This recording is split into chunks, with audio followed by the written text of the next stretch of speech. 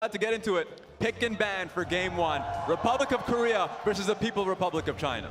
And already the Camille ban away from MLXG. Seems like Team Korea have got their eyes set on focusing on that jungle matchup. That's no surprise considering how important Score is to tracking, and Camille a great champion at denying that. And again, the blue side Galio ban. We saw that just yesterday when Team Korea played against Team China to deny Xie something safe in lane and perhaps force that aggro matchup. This is very interesting. I mean, it's always the People's Republic of China that is usually worried about the Galio so they can actually step up and fight.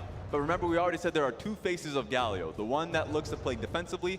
A lot of the times when we see the Korean lineup play the Galio, is to extend the game, deny a lot of the fights coming through. And when we see the Chinese teams end up playing the Galio, they try and dive frequently along with the Camille that's been the MLXG special. So it makes a lot of sense now that we're seeing Engage stricken off the cord from Korea.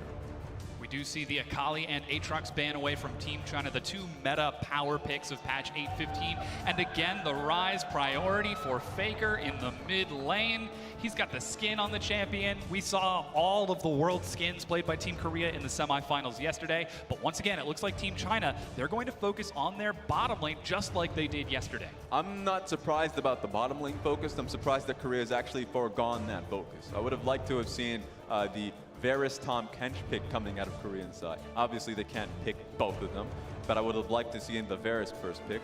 The reason why the Rise is notable is because Keen has played it in the past. Yes. It's nice to see this, of course, a very smart draft that Korea has done in the past is fake the Rise going into the mid lane. Faker, if you know him well enough, you know he'd love to pick the Orianna into the matchup. So, you know, holding on to the pick, it's a key core way of playing on blue side is having multiple flexes so you don't show your hand early. And we do see another Ashe pickup for Ruler in the bottom lane. He got to take that against Uzi yesterday, the last time these two teams faced. So it does look like we are getting that delayed bottom lane focus from Team Korea, which will again push the jungle towards a later priority, as it is Ashe Braum out of Ruler and Core JJ. And this was the duo that ended up going down in CS in the previous game just yesterday. However, they were able to land massive engages. Their arrow pressure across the map enabled Keen to split push, enabled Faker to split push on the Rise and collapse and follow up on that. Will China fall into the same trap this time? It's just been a great tournament meta for the Republic of Korea because a lot of their engage focuses come through Ruler, funny enough. Of course, Varus and Ashe have been the go-tos, and then if you're looking towards the supports, we've seen a lot of Alistar, and of course the Rakan being picked up just now by the People's Republic of China. So it works well because a lot of these picks rely on massive setup, so you can actually get the Ashe arrow coming across. And so Ruler has been finding them time and again, has been forcing the enemy teams to pick up cleanse. You already see a cleanse being covered over CA, so that's a fear that you have to have going up against Korea. And so far it looks like with this Rakan pickup, that's going to send Lulu into the mid lane towards Xie. And Team China already broadcasting loud and clear. We are focused on one thing. Keep Uzi alive. Let him carry for the team. Let him do the work that he needs to. And already Team China banning away champions that can instant kill that Varus in the back line as the Jace and Gangplank are banned away. I'm already getting ahead of myself. But Darius is something we have to talk about, and it's still open for Keen if he wants to take it again. It's possible. It's only difficult to pick up the Darius if you don't have strong front line. I mean, Chinese. Right now, the People's Republic of China don't have a front line. Picking up a Lulu makes it so you can pick a little bit more heavy, bruisers or AD carries. I would have expected perhaps a Kindred jungle coming out of the People's Republic of China, but of course, Xin Zhao coming out means that they want to at least look to press up in the jungle, try and invade a little bit more heavily.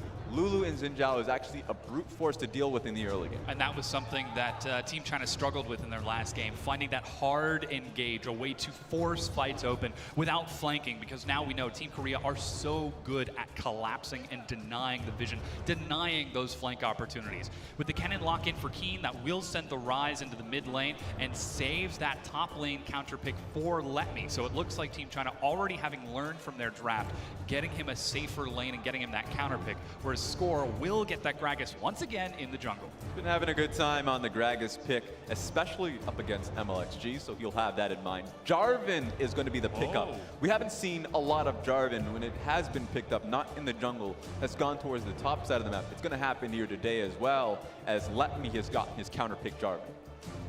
That should be a very fun lane. I mean, that's a great way to deal with the Kennen matchup. Nothing like the Dragon Standard, Dragon Strike knock up into Cataclysm. No Lightning Rush can get you out of that. Setting up a big wombo combo setup from Team China, whereas Team Korea looks like they're going to try to play the same game they did yesterday. It's so funny that they've gone up against each other so often that the priority is known by Korea. Taking away the Camille, Galio, and Alistar, say, hey, we know that they want a team fight and try and fight us. But the People's Republic of China, the draft does the same thing anyways. The Jarvan ultimate is going to be getting in there. So I want to see if Let Me can be unleashed early on in the game. As they shake hands, of course, getting ready for game one. We absolutely are, as this is the grand rematch between Team China and Team Korea. This best of 5 on the grand stage of the 2018 Asian Games esports demonstration event. You can hear the fans chanting. Interwoven too, so you know what? If the games get a little bit rowdy, if someone just throws a hand up, maybe a punch, I wouldn't be surprised. We're absolutely looking forward to it because now we are ready to load onto the Rift for this game 1 between the People's Republic of Korea, the People's Republic of China and the Republic of Korea, getting us into game. And this one is so important. This is the one that determines the momentum. Mental state and fatigue going throughout this best of 5 is something that these players are very familiar with, and they have to be on top of for the duration. But that said, we've loaded onto the Rift.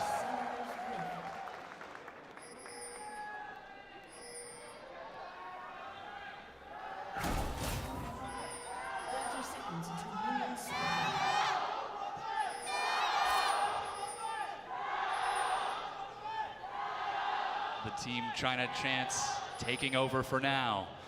But we'll see if those continue as this series continues on. Ming setting up a defensive line with the rest of Team China as we make our way onto the map. You made a mention, of course, of mentality. Game 1 being so crucial. Throughout the event, it's always been about, it's a best of 1. How are you going to be able to take a game 1 loss in terms of the best of 3 situations? But if you take a loss throughout the group stage, then you have to be ready, prepared for the next game. So I think this has been a great test to mental fortitude for both of these teams to find themselves in the grand final. They've already passed that test. It really comes down to how do you deal with the lengthier strategizing that comes with a best of 5.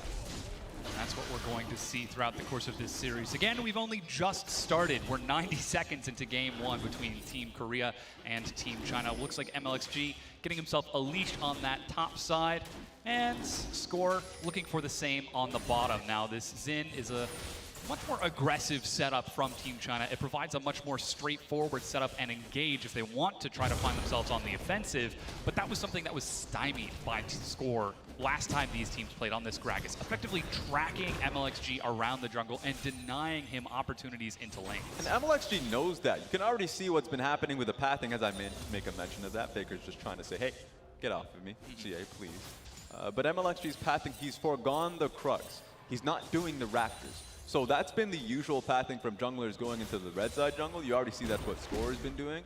But you already see the Xin Zhao is actually on the map, not doing any of his camps, now going back towards his blue buff. Yeah, stepped up onto Score to very early on try and turn that matchup around and declare his dominance throughout that course of the jungle. Looks like he did take Scuttle Crab, and there is a defensive ward from Team China on that bottom side. So still, as expected, focusing on Uzi's half of the map as Faker's getting real low here. Xie, he's got himself the flash. That's the Airy, but Faker gets out of range. Very key rune prison there. He's going to have to go back to base.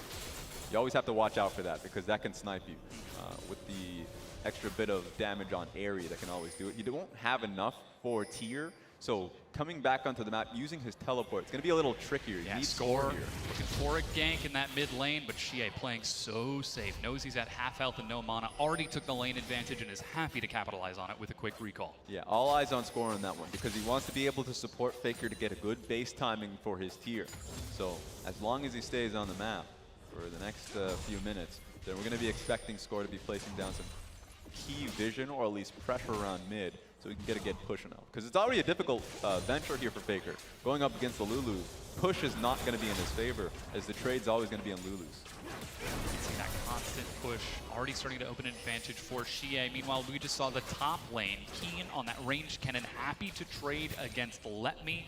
Already was 16 CS ahead as the wave crashed in, and he's able to step into the river and try and maintain some vision. So it looks like despite getting counterpicked, we're seeing a repeat performance of yesterday for Let Me into Keen up top, as it's already 10 CS down. MLXG is already trying to maneuver around this vision and look for an opening in either mid or top. And it's going to be the annoying cannon, the one that goes press the attack and Blade of the Rune King, all that nonsense, stick them to a side lane. So 1-3-1 is there for the Republic of Korea. That's what we should be tracking as the game goes on.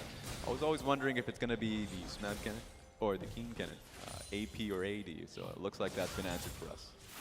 Even seeing the minion dematerializer in the mid lane, Xie is aggressively controlling this and trying to deny Faker any movement around the map. And that has been what has unlocked Team Korea. The fact that Score and Peanut provide enough threat to allow Faker to maneuver around. Oh no! But that's Score in the bottom lane. He's found Ming, battle dance backwards, and the heal. He flashes. Score lets him go. Team trying to escape with their lives this time, but that's 2 summoner spells burnt. You can already see with the amount of vision that Team China has actually had through the river, they thought they were safe to be walking into the next bush. Not going to be the case. It's always the favorite pathing for Score is actually getting into the lanes through the lane gang. He's always been getting it set up by his side laners. That being said, Xin Zhao is in position. LXG trying to hover around behind and bait this. There's no flash engaged from Ming, and they did just see the stand behind me from Core JJ go up. But MLXG dodging around the vision, and a ward over the wall spots him. Gonna be a little bit more awkward here for Xin Zhao now. He's cleared up his both sides, blue side, red side. The only thing he can actually take is Krugs and Gromp, and he's a mile away from the Krugs. So for his, you know, his movement right now is just gonna be helping his lanes pressure out. So now Xie is feeling safe. He can actually get a base across. I think right now for Xin Zhao, all he's gonna be really looking for is being able to take his Gromp and then basing himself right. Now, as we're looking towards this mid lane, Score happy to catch this CS and hold on for Faker. As you said, Xie getting that base with the Dark Seal. That's the Predator being used by Score to bully MLXG away from the Scuttle Crab. Just playing the aggressive game, knowing that Xie is back, and he could have the numbers advantage if Faker were to have recalled in time. Yeah, and I think that's a Cloud Dragon early on. Is that, no, it's actually a Mountain Dragon. Yes. There we go. So it's a little bit important. It won't really sway either jungler to try and solo it out early on. So at this point, bot side river pressure is just there so you can get that Silk Road from the mid lane to the bottom lane to either free up Faker or Xie. Here we go though. Flash engage onto Faker, plus the knockup, but Score is there as well. A cast to the side, MLXG onto the turret, gets first blood, but goes down in the 1-for-1 trade. Teleport was started and canceled by Keen as Let Me got the knockup, slicing Maelstrom, and Keen looks for a solo kill and gets it. I don't know how that top lane started, but you could see who was the victor. Good job to Keen to get the solo kill in his favor. But in the mid lane, actually, Team China was very close to being able to get out of there, but the rogue tower shot getting it. So take a look at this. The perfect engage here, even followed up by the counter gank. Tower shot goes on towards MLXG, 2 of them. So that was the deciding factor of the trade. In the top lane, Keen teleported in vision of Let Me, who knocked him up and canceled it. That's why we see the full cooldown of that duration. But tragically, Kennen still does a very large amount of damage, even if you do try to knock him up mid-teleport. And it was a quick turnaround that's already setting up that top lane with a 20 CS advantage and that kill. But Team China showing some aggression in that mid lane, perhaps trying to unlock Xie so that he can in turn unlock Uzi. So I'm surprised that the top lane all-in actually happened, the Cataclysm coming through from Let Me, because the one deciding factor of the top lane matchup is the consistent damage, along with the passive and stun that the Kennen has here. Here we go. Ooh, that's the challenging smite. Xie's chunked down to half. MLXG steps up, lands the knock-up, and Score bites off too much more that he can chew. He thought that Faker had a little bit more damage coming through, but gated by his own cooldowns. Now it's going to allow a lot of pressure here from Team China to push out mid. Xie is really feeling it. He didn't die in the last time round, was able to get the full experience, and now is constantly getting the push across. And take a look at the minimap. Uzi and Ming, with that push pressure we just saw in the bottom lane, were feigning a collapse toward that mid lane, making it even less nice for Faker to try and take an extended siege. China, they might have feigned towards playing towards the bottom lane with these champion picks with this priority, but so far, almost all of their ganks have been towards that mid lane to try and set up Xie. This is a really good start from China. as a whole from the bot side of the map, because not only is mid lane jungle winning 2 kills on towards the Xin Zhao, as we're seeing a little bit of a war between Let Me and Score. Yeah, I'm not sure if he wants this. The cask knocks him sideways. Faker is there. Let Me has flash, but Let Me's forced to go deep into enemy territory as he's slowed down by this barrel, places a ward, and here comes Keen over the wall at the blue buff. Let Me with a knock up on the side, Rune Prison, and will inevitably go down as Faker gets gifted the kill. I'm surprised he didn't just try and go in between the 2 towers. If he can get towards Xin Zhao and Lulu, he is fine, and he has EQ throughout the 2 towers. I just didn't see why he stuck there. Look at the trade-off. MLXG is trying to take the Mountain Dragon. Hawkshot spots it out, but Uzi and Ming are pushing in the bottom lane. This could very well be worth it for Team China. Inevitable damage on turrets and objectives later if they're able to capitalize on this dragon now. Yeah, this bottom lane matchup was actually going to be winning for China just based off the mid lane pressure there. So Lulu is doing fine in her lane.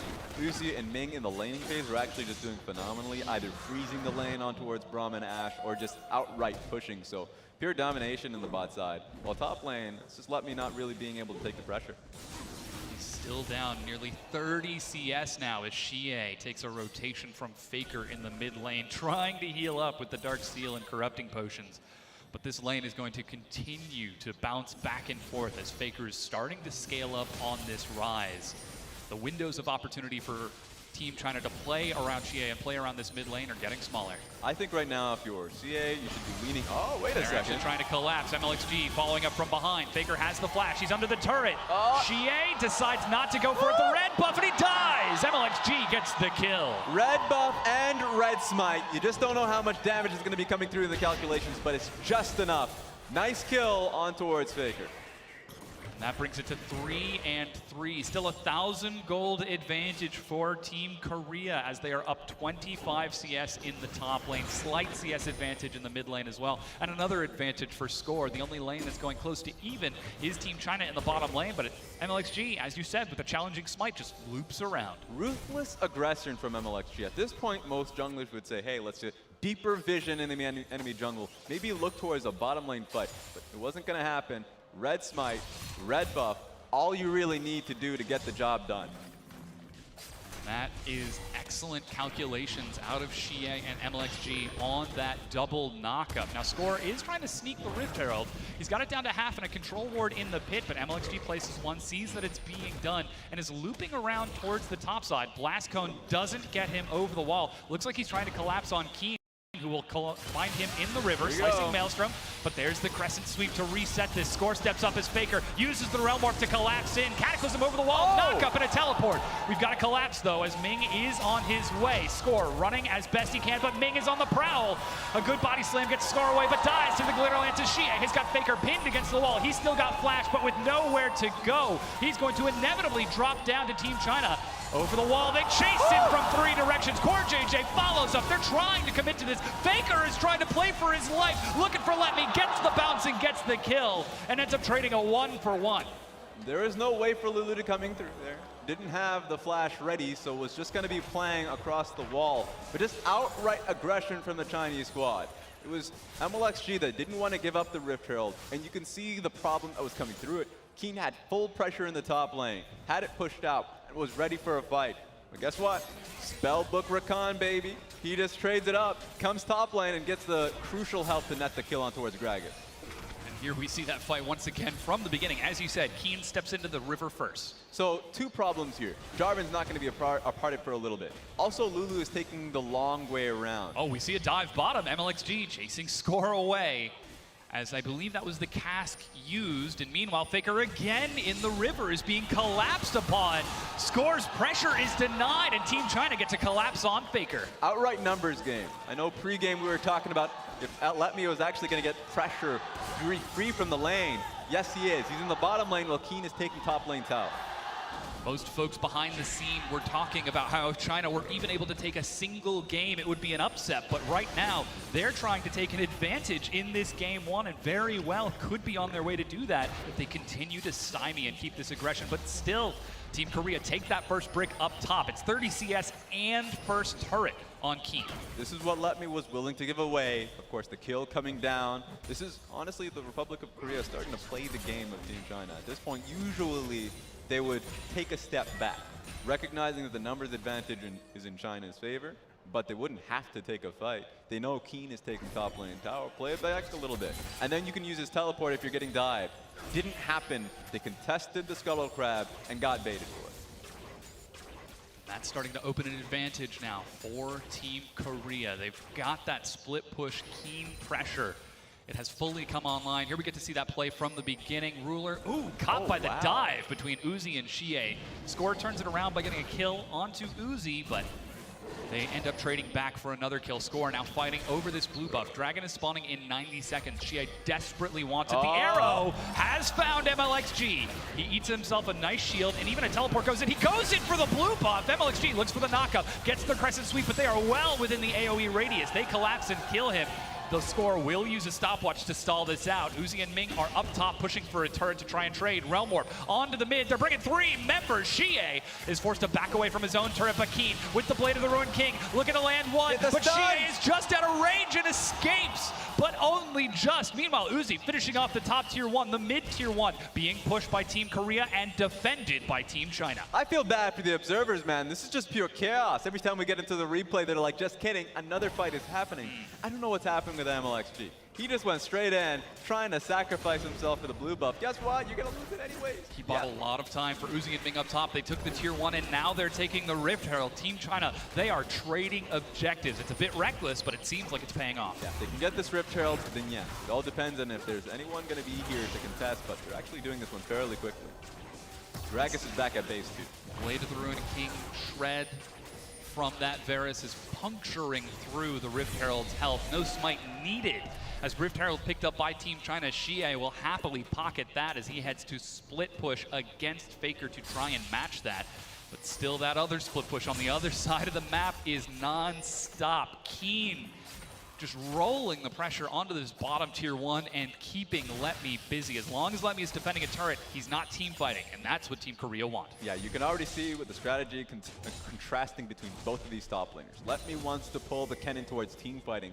Not effective. All Kennen really can do is have the consistent damage of his auto attacks and maybe the stun of his ultimate, but he can just get blown up, and that's been the case a little bit earlier on. So at the same time, you're right. If King can keep Let Me underneath his own tower, then it's just a 4v4 that Korea is winning. They're set to collapse on mid lane, but Team Korea take the safe route back to their turret, walking up into their own vision and not risking a fight over the control ward. The Dragon has spawned, but Team Korea do not take the bait to head down into that river, and MLXG will start working through its health. It is just a cloud, so it's not going to do too much. But Core JJ is on the way towards the pit to look for some vision, and Faker, without a teleport, is split pushing up top. I'm actually usually worried about the Cloud Dragons because they deal the most damage, higher attack speed. Usually it's Cloud Dragon and the Ocean Dragon that I have to worry about because of the slow that comes across it. But of course, as Xin Zhao, you have the sustain, and you have so much pressure from your adjacent lane, so you don't have to worry about anyone trying to mess with you. So good job soloing it out, and now sets the stage for the next dragon that would come up. 2 dragons to 0. Already Team China with a much stronger performance compared to yesterday's shutout from Team Korea. They seem to have learned their lesson in the semifinals in that second matchup against Team Korea, and now they're trying to bring it on stage. As we get towards the 17-minute mark, it's just maneuvering around vision for the two teams, trying to focus on hitting those core item breakpoints. 2 items on the way for Uzi. Looks like Ruler trying to chase down the same as he's finished off his own Blade of the Ruined King. I like the fact that you mentioned the items, because both these teams have different motives right now. China wants to speed the game up. They have the Titanic on Jarvan. He wants to get Black Cleaver. And Lulu honestly just has a lot of raw damage based off the Luden's Echo. So for China, get the fights early. It'll work in your behalf. But for Republic of Korea trying to scale up with the tier on Faker, I mean, they want to hold their towers up, but that's not been the case here. Look at that. The recall was actually canceled by Uzi and Ming. They feign a recall to force Ruler back and end up taking down the mid-tier 1, clearing out the minion wave. Rift Herald is going to step up and get a full charge onto this mid-tier 2 turret for some good damage.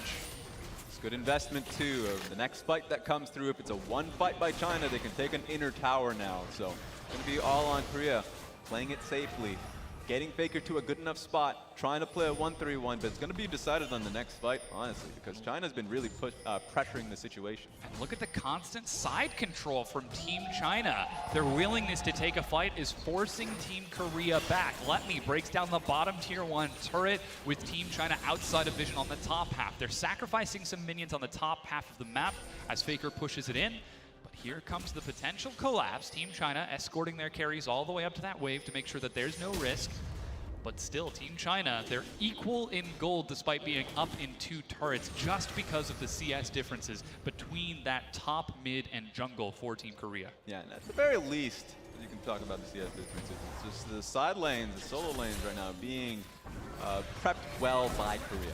So Faker pushing up top lane, you're going to respond to him. He's just staying there. It's the Unicorns love the exile way, where you're just saying, yeah, you're going to collapse on me? Guess what? Realm Orb, I'm out of here. So he's just playing it safe, and he's making it so China, if they commit to a dive, they better come out ahead with it, or they're going to be losing the top side of the map. Remember, 19 minutes in, this also includes the Baron. Yeah, and he's playing so safe as well, constantly ducking in and out of vision to keep Xie busy in between those minion waves, as he is building towards a Zhonya's Hourglass second. So even if Team China wanted to try and collapse on him, Faker feeling a bit frisky, getting some damage onto Xie just to keep him pushed up against that minion wave.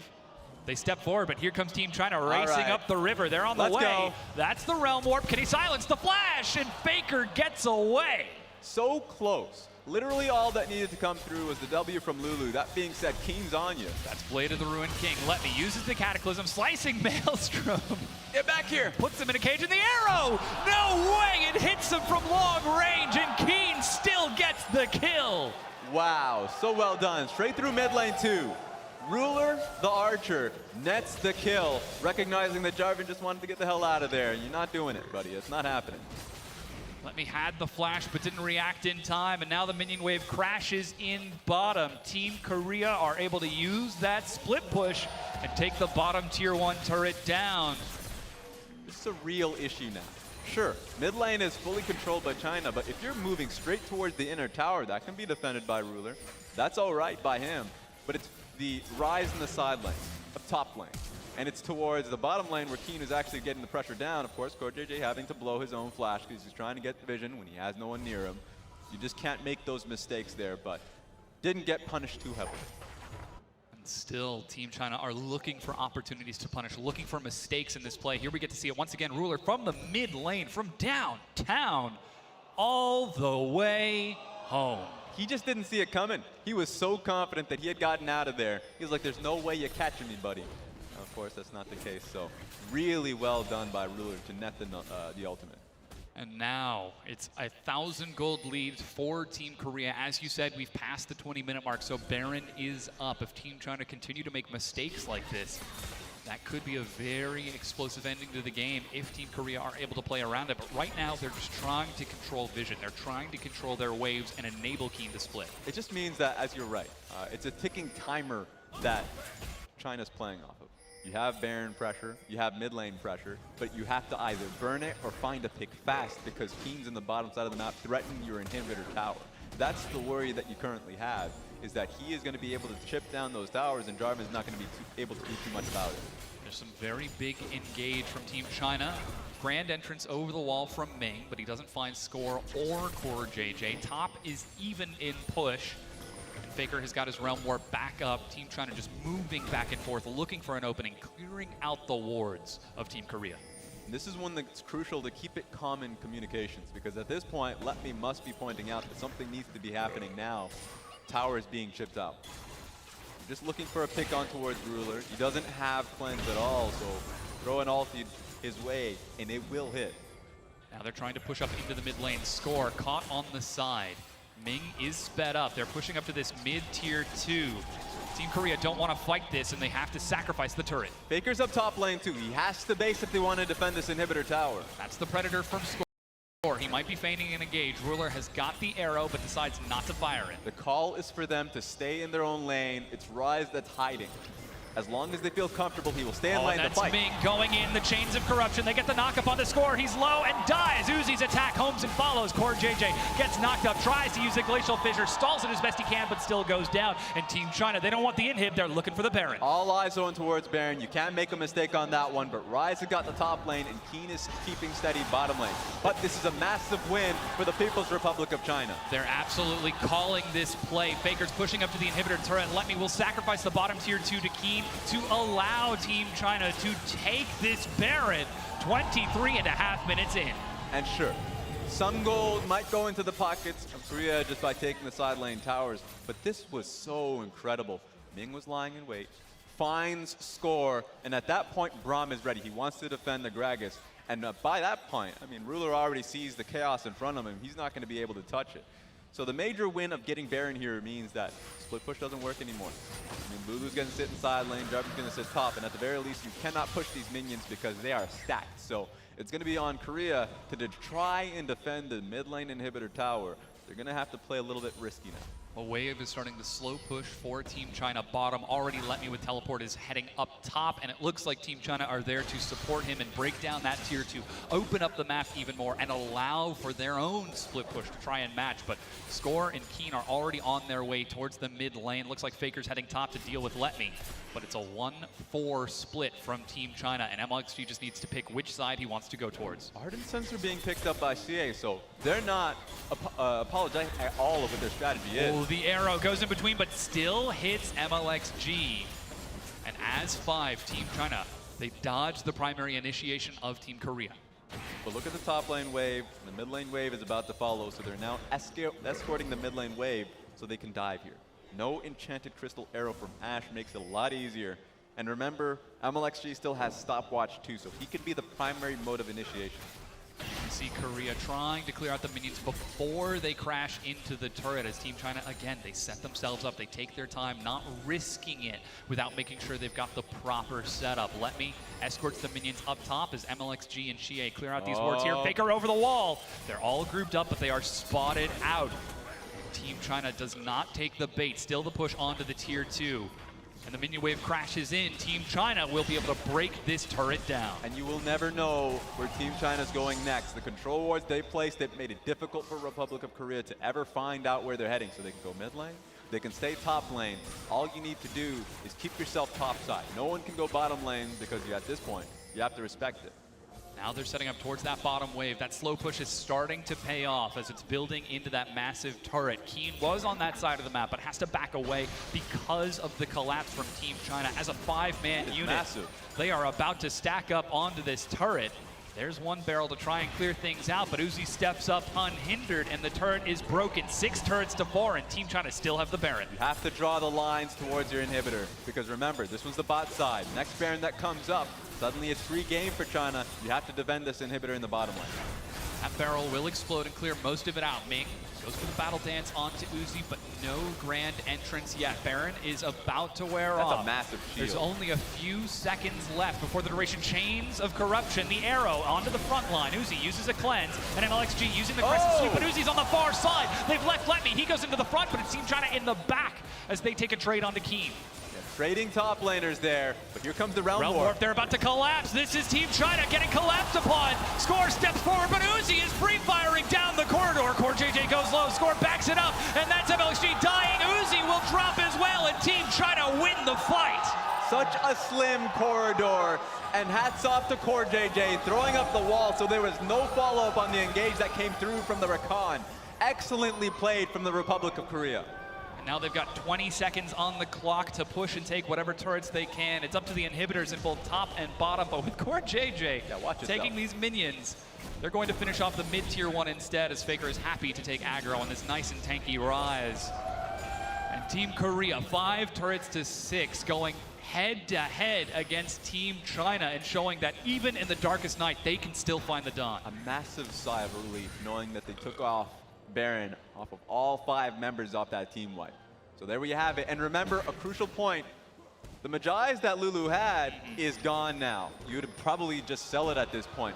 Look at the wall that Core JJ set up. There was no way for Uzi to actually step up, and when he did, exhaust was still on his head. So completely nullified. The strategy that they had could not go further. Yeah, CoreJJ putting up the door, a late flash and a late exhaust to absolutely nullify it. And you can see how Uzi's now modified his build, completing the Runan's Hurricane so he can hit multiple targets. Magi's still on Xie, as you said, at 4 stacks, so not quite as worth it anymore. But still, Team China, they're only down 2,000 gold and are still trying to maneuver around the map. They've got a very strong team fight if they're able to take it as 5. Yeah, their strategy's still active. They just can't find themselves in that slim corridor anymore. In fact, if you do find yourself in that fight, play it a little bit slower. You don't have to go all in on the situation. I know it's tempting because you have Xin Zhao and Rakan, but at this point, with how buffed up this Varus can be, he's the one you have to play around. He's dealing the most damage at this point, and he's incredibly safe with how large that shield was really on him. So, with how this game's stating out, China has to play around Uzi. They're certainly trying to. Baron is spawning in 90 seconds, but Keen, he doesn't need to split push right now because he's already set up a wave bottom. It seems as though Team Korea might be able, or even willing, to take a team fight against this Team China roster as they push a wave up mid. And Team China, with a quick recall to reset their wards, reset their vision, are about to move back onto the map and start trying to take control of the Baron pit. Yeah, also kind of caught with their pants down a little bit just because Ryze pushing up mid can do a substantial amount of damage with the ability he has now. Rabadon's death cap on that mid lane tower, so mid lane completely pushed in. They have to be in a defensive position. Uzi finishing off his own Guardian Angel, trying to match the damage of that Ryze with the Rabadons. Score going full tank on the Gragas. Gargoyle, Stone Plate, even CoreJJ trying to do the same with that Zeke's Convergence. It's all down to the damage. It's all down to the numbers of how this next team fight is going to go. And whether or not Korea can find a pick beforehand and deny Team China that 5v5 they so desperately want. Yeah, I mean, at this point, they're just playing for it, right? MLXG and Let Me, both of them getting Gargoyles, just means that fight, when it ends up happening, if they can get the value off of it with 3 members nearby, then they can be real frontliners. The HP does matter at that point, so we'll have to see if that ever happens. And still Keen split pushing in the bottom lane. Again, coming back to this same song and dance, keeping Let Me away from his team, but that's Chains of Corruption. The arrow has found Uzi. He cleanses back. That's a teleport from both of the top laners, but already CoreJJ is dead. Ming steps out. MLXG denies it as best he can, but look at the shield. Uzi steps up. He finds himself a kill onto Faker. Now they're chasing it down. Ruler tries to go golden, but he's got no chance of getting out of this one as Team China. They sacrifice MLXG, but find themselves 3 kills. Score on the side, stalling it out, trying to look for a way to get behind and deny the minion wave, but Team China are looking for the inhibitor. It's a cannon wave too, so you know what? It doesn't matter if you deny the next wave. You have to take the cannon away from them. At this point, yeah, get out of here, buddy. That's a lot of waves. That's keeping those minions busy, and it is only the cannon pushing into the turret, but Team China are still moving forward. 20 seconds on the clock for Faker, 25 for Ruler, but they take the inhibitor and open up this mid lane. So crucial for them to adapt on the fly in that team fight and recognize playing it slower, beefing up your front line so you can play around Uzi's damage is how you wanted to play it out. Sure, CoreJJ brought up the wall, and it stood for a long time. But the moment it went down, that's when China struck. Here you can see Ming gets slowed, and Uzi just lands the snare. Even though Ruler lands the arrow, he just does so much damage. But take a look at this. It was Xin Zhao denying so much with his own ulti. Even gets the Lulu ulti to back him at this point. The moment Brahm's shield goes down, they go all in. Faker is turning onto the Baron along with Team Korea. They've already got it down to half health. Team China are looking for a way in. Let Me is grouped with his team. But Team Korea looks like they're just trying to bait this fight. They know some of the cooldowns on Team China and are happy to try and play around them. Yeah, pushing mid is crucial here for Team China because you're on a ticking timer. You can't stay towards Baron any longer. I think they're going to play it risky. You have to play it desperate and try and burn it down. They're all behind the pit, maneuvering around the preset vision for Team China. They get into the pit. They're burning it down to half. Let Me is racing there. It's already down to half health. Ming gets a ward over the wall. MLXG steps forward as CoreJJ tries to separate this. Piercing arrow, gets some good damage onto CoreJJ, but now it's Team China taking the Baron. The arrow has found MLXG. He's slowed and cast box it back in. Crescent Slash to try and reset this. Let Me steps forward with a big cataclysm. MLXG goes in, and that's all the AoE. Uzi is exhausted, but does he have enough damage? They're trading. Keen steps up, and he goes down. Uzi finds another kill. He flashes forward. Keen goes down. A triple kill to Uzi as he chases down Team Korea. They can just just pushed down the mid lane wave. These are longer death timers now. This could be the crucial win for them. Super minions are already on the Nexus turrets. Team China walking through the inhibitor wave as Letme prevents the recall. And Team China turn onto the Nexus. Ladies and gentlemen, we got a series on our hands as Team China take game 1. So decisive. The squad played around Baron. Hats off to Korea, they recognized they had to play a Baron fight. Unfortunately, the moment the Jarvan Cataclysm goes down, there's no way Kennen could get the stuns necessary. He was completely out of the fight. The moment you play around a 4v5, that's it. Varus is doing the damage, Uzi played it wild. And Team China, it was a risky composition, taking the 1-4 against Team Korea's 1-3-1, playing that team fight style against Team Korea, and able to find the openings. No hesitation this time, and it pays off with a Game 1 victory. Still, though, if these are the two best teams of the greater Asia region, this is going to be a great best of 5. Yeah, it's going to be sick. Honestly, this is where a best of 5 really does matter, the strategizing going into game 2, because the Rakan was devastating. Ming had such a good control of the game where in crucial moments when he was bottom lane and Faker was pushing up top, you were just having the 3 strong-man member, of course, the Republic of Korea, pushing down mid, and just trying to hold China down. But of course, Score takes a step too far forward. Rakan comes in with his own ulti. And that was a crucial part of the game that really threw it into China's favor. And that's something that we saw from Team China from the beginning of the game. MLXG taking the aggressive Xin Zhao to step into the jungle after his first camp and track Score, saying, you're not going to be the one tracking me. I'm going to track you and enable my own lanes to put on pressure. A little bit more aggressively than Score would have done. Yeah. He was just saying that I'm literally going to not just check your buff, but also check your face. He just walked up to him, tried to find fights every time, so was Xie trying to follow him up, had the Lulu shield at all times. That's why MLXG had such a great control of the early game, because he was so brute forced about it. He was saying that, no, I'm just going to throw you towards the bottom lane tower, and maybe I'll dive you. We'll find out. Sometimes it's not the most intricate or detailed strategy, but good old brute force is a good way to break things open. And keeping Score on his back foot, he still put on a great performance over the course of the game, but it seems as though there were small moments where Team Korea had openings. Faker split pushing top while the remaining members of Team China were mid, and he didn't push for the tier 2. He decided to go for an early recall just in case Team China took a little bit too much. Perhaps that risk-averse play could have hurted them. Yeah, a little bit. I think that my major takeaway from it is if you're going to play the style, I appreciate the style. I think it's the best way to play it if you can play it perfectly. Moving up mid lane when you don't have vision, play a little bit safer. You know your side lanes are going to be okay. You know Keen and Faker are still going to be hiding, so you don't have to push up too far aggressively if you're scoring those situations. That's just small clips that they're going to be watching when they're in the back. But ultimately, it came down to those fights. And I think one major takeaway now, you're going into these later stages of these games, and the game 2 at the very least, is that when Korea were behind, they were far behind, they took the fight around Baron, the red side area, Braum Shield came up, and they won the fight when Baron was in the enemy team's hands, was really telling with how close these team fights can go. So if the decision from Korea is actually to start playing team fights, they can match up, and I want to see what ends up happening if they abandon the split push style. Now that's a very risky style to take against Team China, the region best known for their team fighting. As you can see, our ongoing semifinals match has just concluded Game 3. Chinese Taipei taking the victory, now 1 victory away from locking down that bronze medal, getting 3rd place in this Asian Games 2018. I like the fact that Chinese Taipei were able to come back, because remember the initial game was taken by the Kingdom of Saudi Arabia, which is a historic win for the Middle Eastern region. Great for the esports there, because the fact that they can go up against professional players and still take that game and make it a competitive match is insane. We hear so much how they don't have their own server and play on EU West with 270 ping.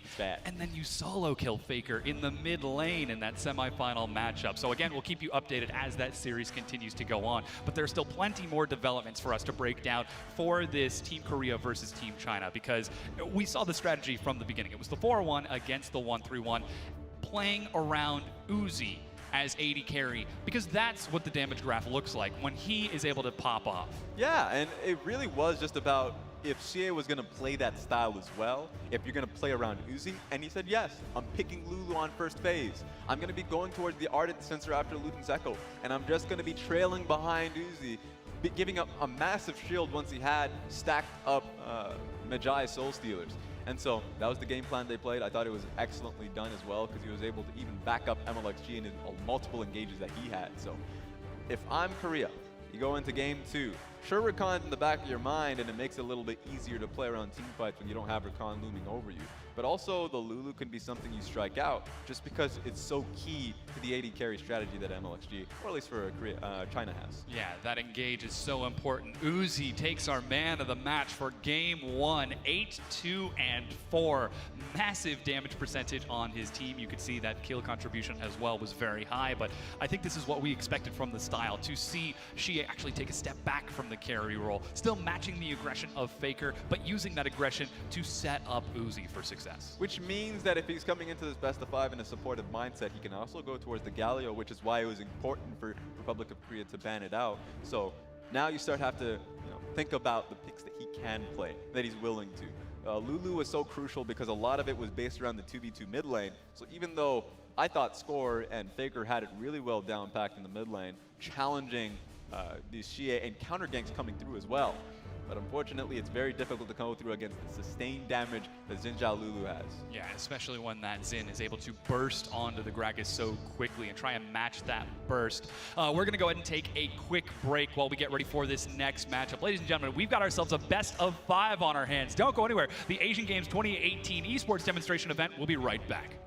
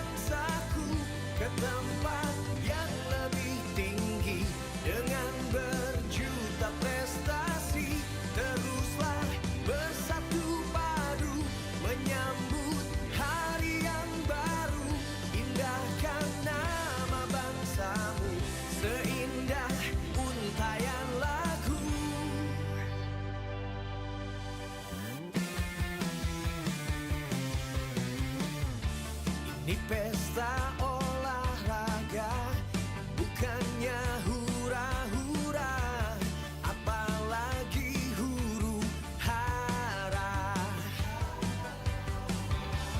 Kita harus bertekad dalam satu semangat, jadi tuan rumah hebat. Aku yakin kita mampu membawa nama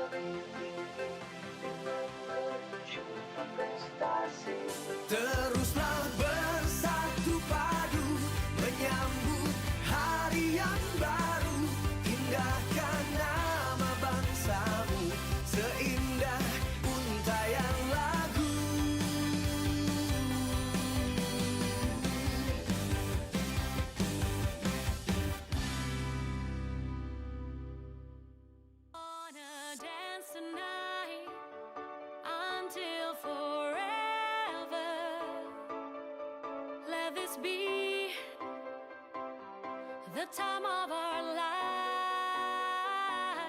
Oh, let me see the light and feel so beautiful. Let this be the time of our life. Beauty is vain, charm is deceitful, strength is my friend, 'cause luck is unfaithful. Grace is my makeup, gold what I'm made of. I'm reaching for the stars so you know where to find me. Pain is my fuel, set me on fire. You shoot me down, but I'm flying higher. They're cruel, they're fool, they're trying to break my soul. They won't, they don't, and I wanna dance tonight until forever. Let this be the time of our lives. Oh, let me see the light and feel so beautiful.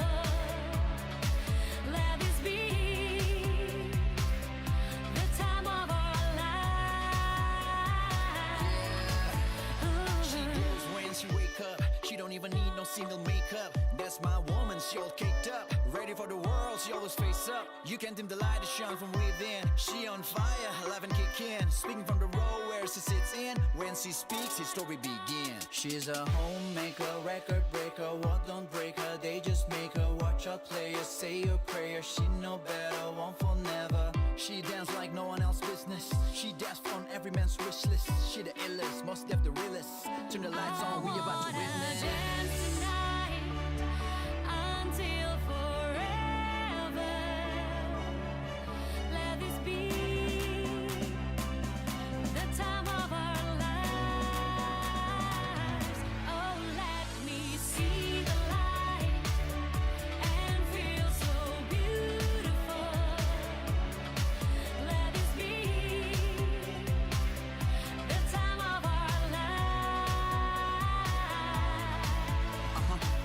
And now she's coming for you. You better ready for this inner force that I do never seen before. I've seen her rainy days. I got my dancing shoes. I don't know about you, but I wanna dance tonight until forever.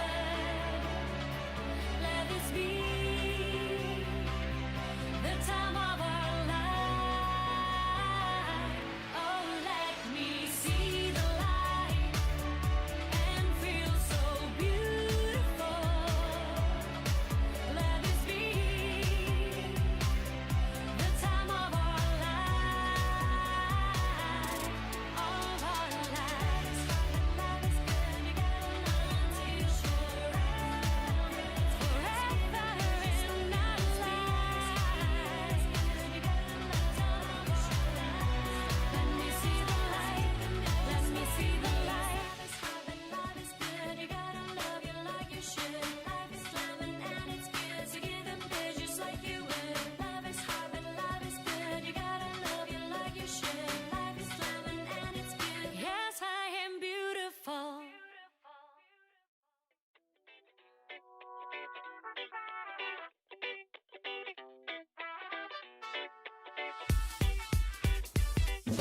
Syukur akan hadirmu. Mewarnai, membawa sinar juga harapan. Sambut kobar apimu, melewati semua rintangan dan menghadang.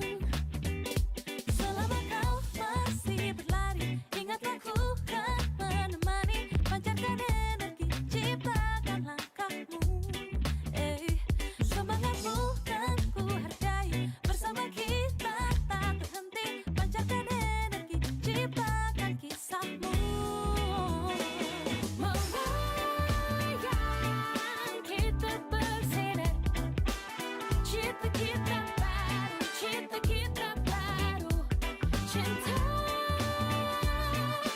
akan tunjukkan. Cipta kita baru, cipta kita baru.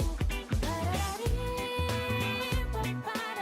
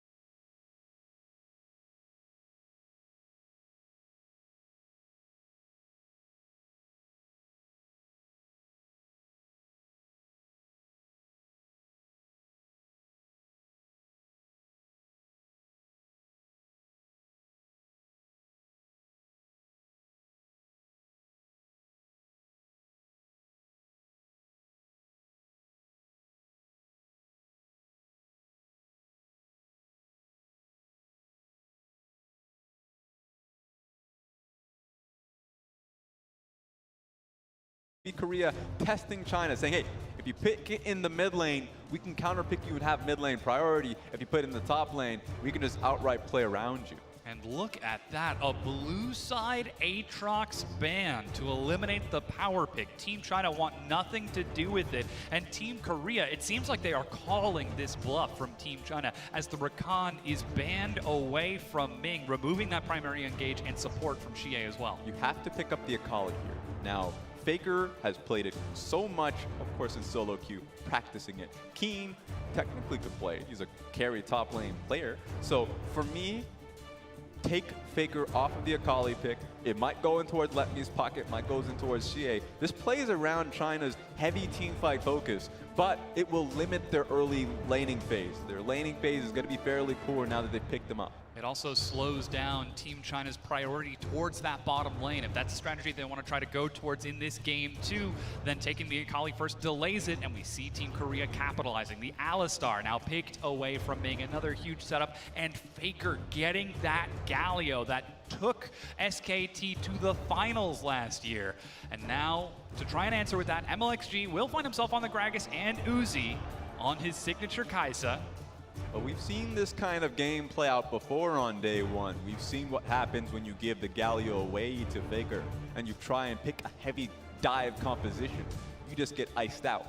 So for Korea, I like what I see here. You can't dive Ashe and Alistar. It's going to be fairly difficult, especially with Galio looming over. Headbutt Pulverize is going to stop you in your tracks. So for China, you have to play it smart. I would like to see the Akali go in the mid lane. It just makes it so you're going to have to play a little bit of a slower game. And MLXG getting onto Gragas is actually fairly important for the team fights. Last time around, he had the Olaf, which makes it difficult to isolate individuals. This time around, if Galio comes up, you can isolate him. Maybe you can kill him early on. Yeah, there's still plenty of flexibility in where that Akali ends up going, but Team Korea, they've got so many advantages coming into this red side. As that red side last pick, they can save that for Keen and give him a carry matchup into Let Me. Even taking the Darius into Cho'Gath like we saw yesterday. Supposedly a difficult matchup, but winning it with almost no problem, while even getting double support ban away from Ming. Team Korea are so prepared coming into this. I love what I see here. Morgana and Tahm Kench, two amazing supports that look to save out your AD carry. Kai'Sa's going to be on her own on this one. Even if you pick up, let's say, a Braum that's left up. If it's going to be a Braum Gragas composition from China, it's going to be a little bit difficult to dive on towards the Kai'Sa. But remember, Kai'Sa now has to think. If she dives in, she won't have Tahm Kench to whisk her away, and the Morgana Dark Shield will actually not be there for her too. So it's going to be on Uzi to really just get a microscope in these team fights to see if they're the right ones to pick. And interestingly enough, we're seeing Score take a Kindred into the jungle. Throughout this tournament, he's been primarily sticking to the Gragas, to the jungle, filling a tank utility role for his team, setting up with the big engages, setting up as the big tanky frontliners. But this time, he seems to be taking that big carry on the Kindred, and an Aurelia is picked up for Team China as they will finally round things out with their support last. We'll get to the Aurelia in a bit just because Xie has made a name of that one in his own region, but for the Kindred pickup, because you're right, Score is great in terms of slowing the pace of the game down and making it so he can facilitate for his laners. But when Kindred's in the meta, he's the one you look towards because he is a phenomenal Kindred player. And so with Korea's composition, Galio, Alistar, Kindred, they can pick the fights. If China picks the fights, then of course you get iced out with a Kindred ultimate. It's going to stop you in your tracks. And so if China's going to want to get into team fight, the Gragas is going to be crucial so you can get the ultimate when the ulti from Kindred is placed on the ground. It seems as though the only target that they have to pick from is that Ashe, because everyone has a way to deny it. The Spirit's Refuge from Shen, now the Galio, Alistar, and Kindred all have ways to try and deny these kills. Of course, that being said, a lot of the damage for Team Korea is stacked onto Faker and Ruler. So while they've set themselves up with a hard-to-kill composition, their composition itself might be hard to find kills if they don't find the proper setup. Yeah, you're right. A good amount of the burst potential does come from Galio. It's just hard for him to find the consistent damage. I would say the consistent damage does come from Kindred and the Ashe, but you're right about that. It's very fragile if they want to walk out forward. If I'm looking at the Chinese squad, it's just trying to find individual plays. Kai'Sa, Gragas, if they can get one going. Remember, in this time around, it's going to be the Gragas support Okay, we've seen that a little bit in the LPL, so that just means that playmaking potential comes through. And big question, if Aurelia goes for a fight, does the Shen show up? Yes. That's what Shea has to think about, because he has to go, if he finds a pick opportunity on towards Galio or in the side lane in a fight, Shen's gonna show up and make it a 2v1. He has to watch his back. And you can hear the fans cheering as we get into this game 2, intermingling Team Korea and Team China chants as we get ready to load onto the Rift. Team China coming out of the gate with an early Game 1 win, but do they have enough speed to close out this series? Or will Team Korea bring us further into the depths as we get ready to load onto the Rift for this next matchup between the People's Republic of China versus the Republic of Korea? This is a very exciting matchup. Can Korea put a damper on things? Will Team China keep this momentum rolling forwards? As the lights fade and the screen changes, Raz, we've done it. We've loaded in Game 2.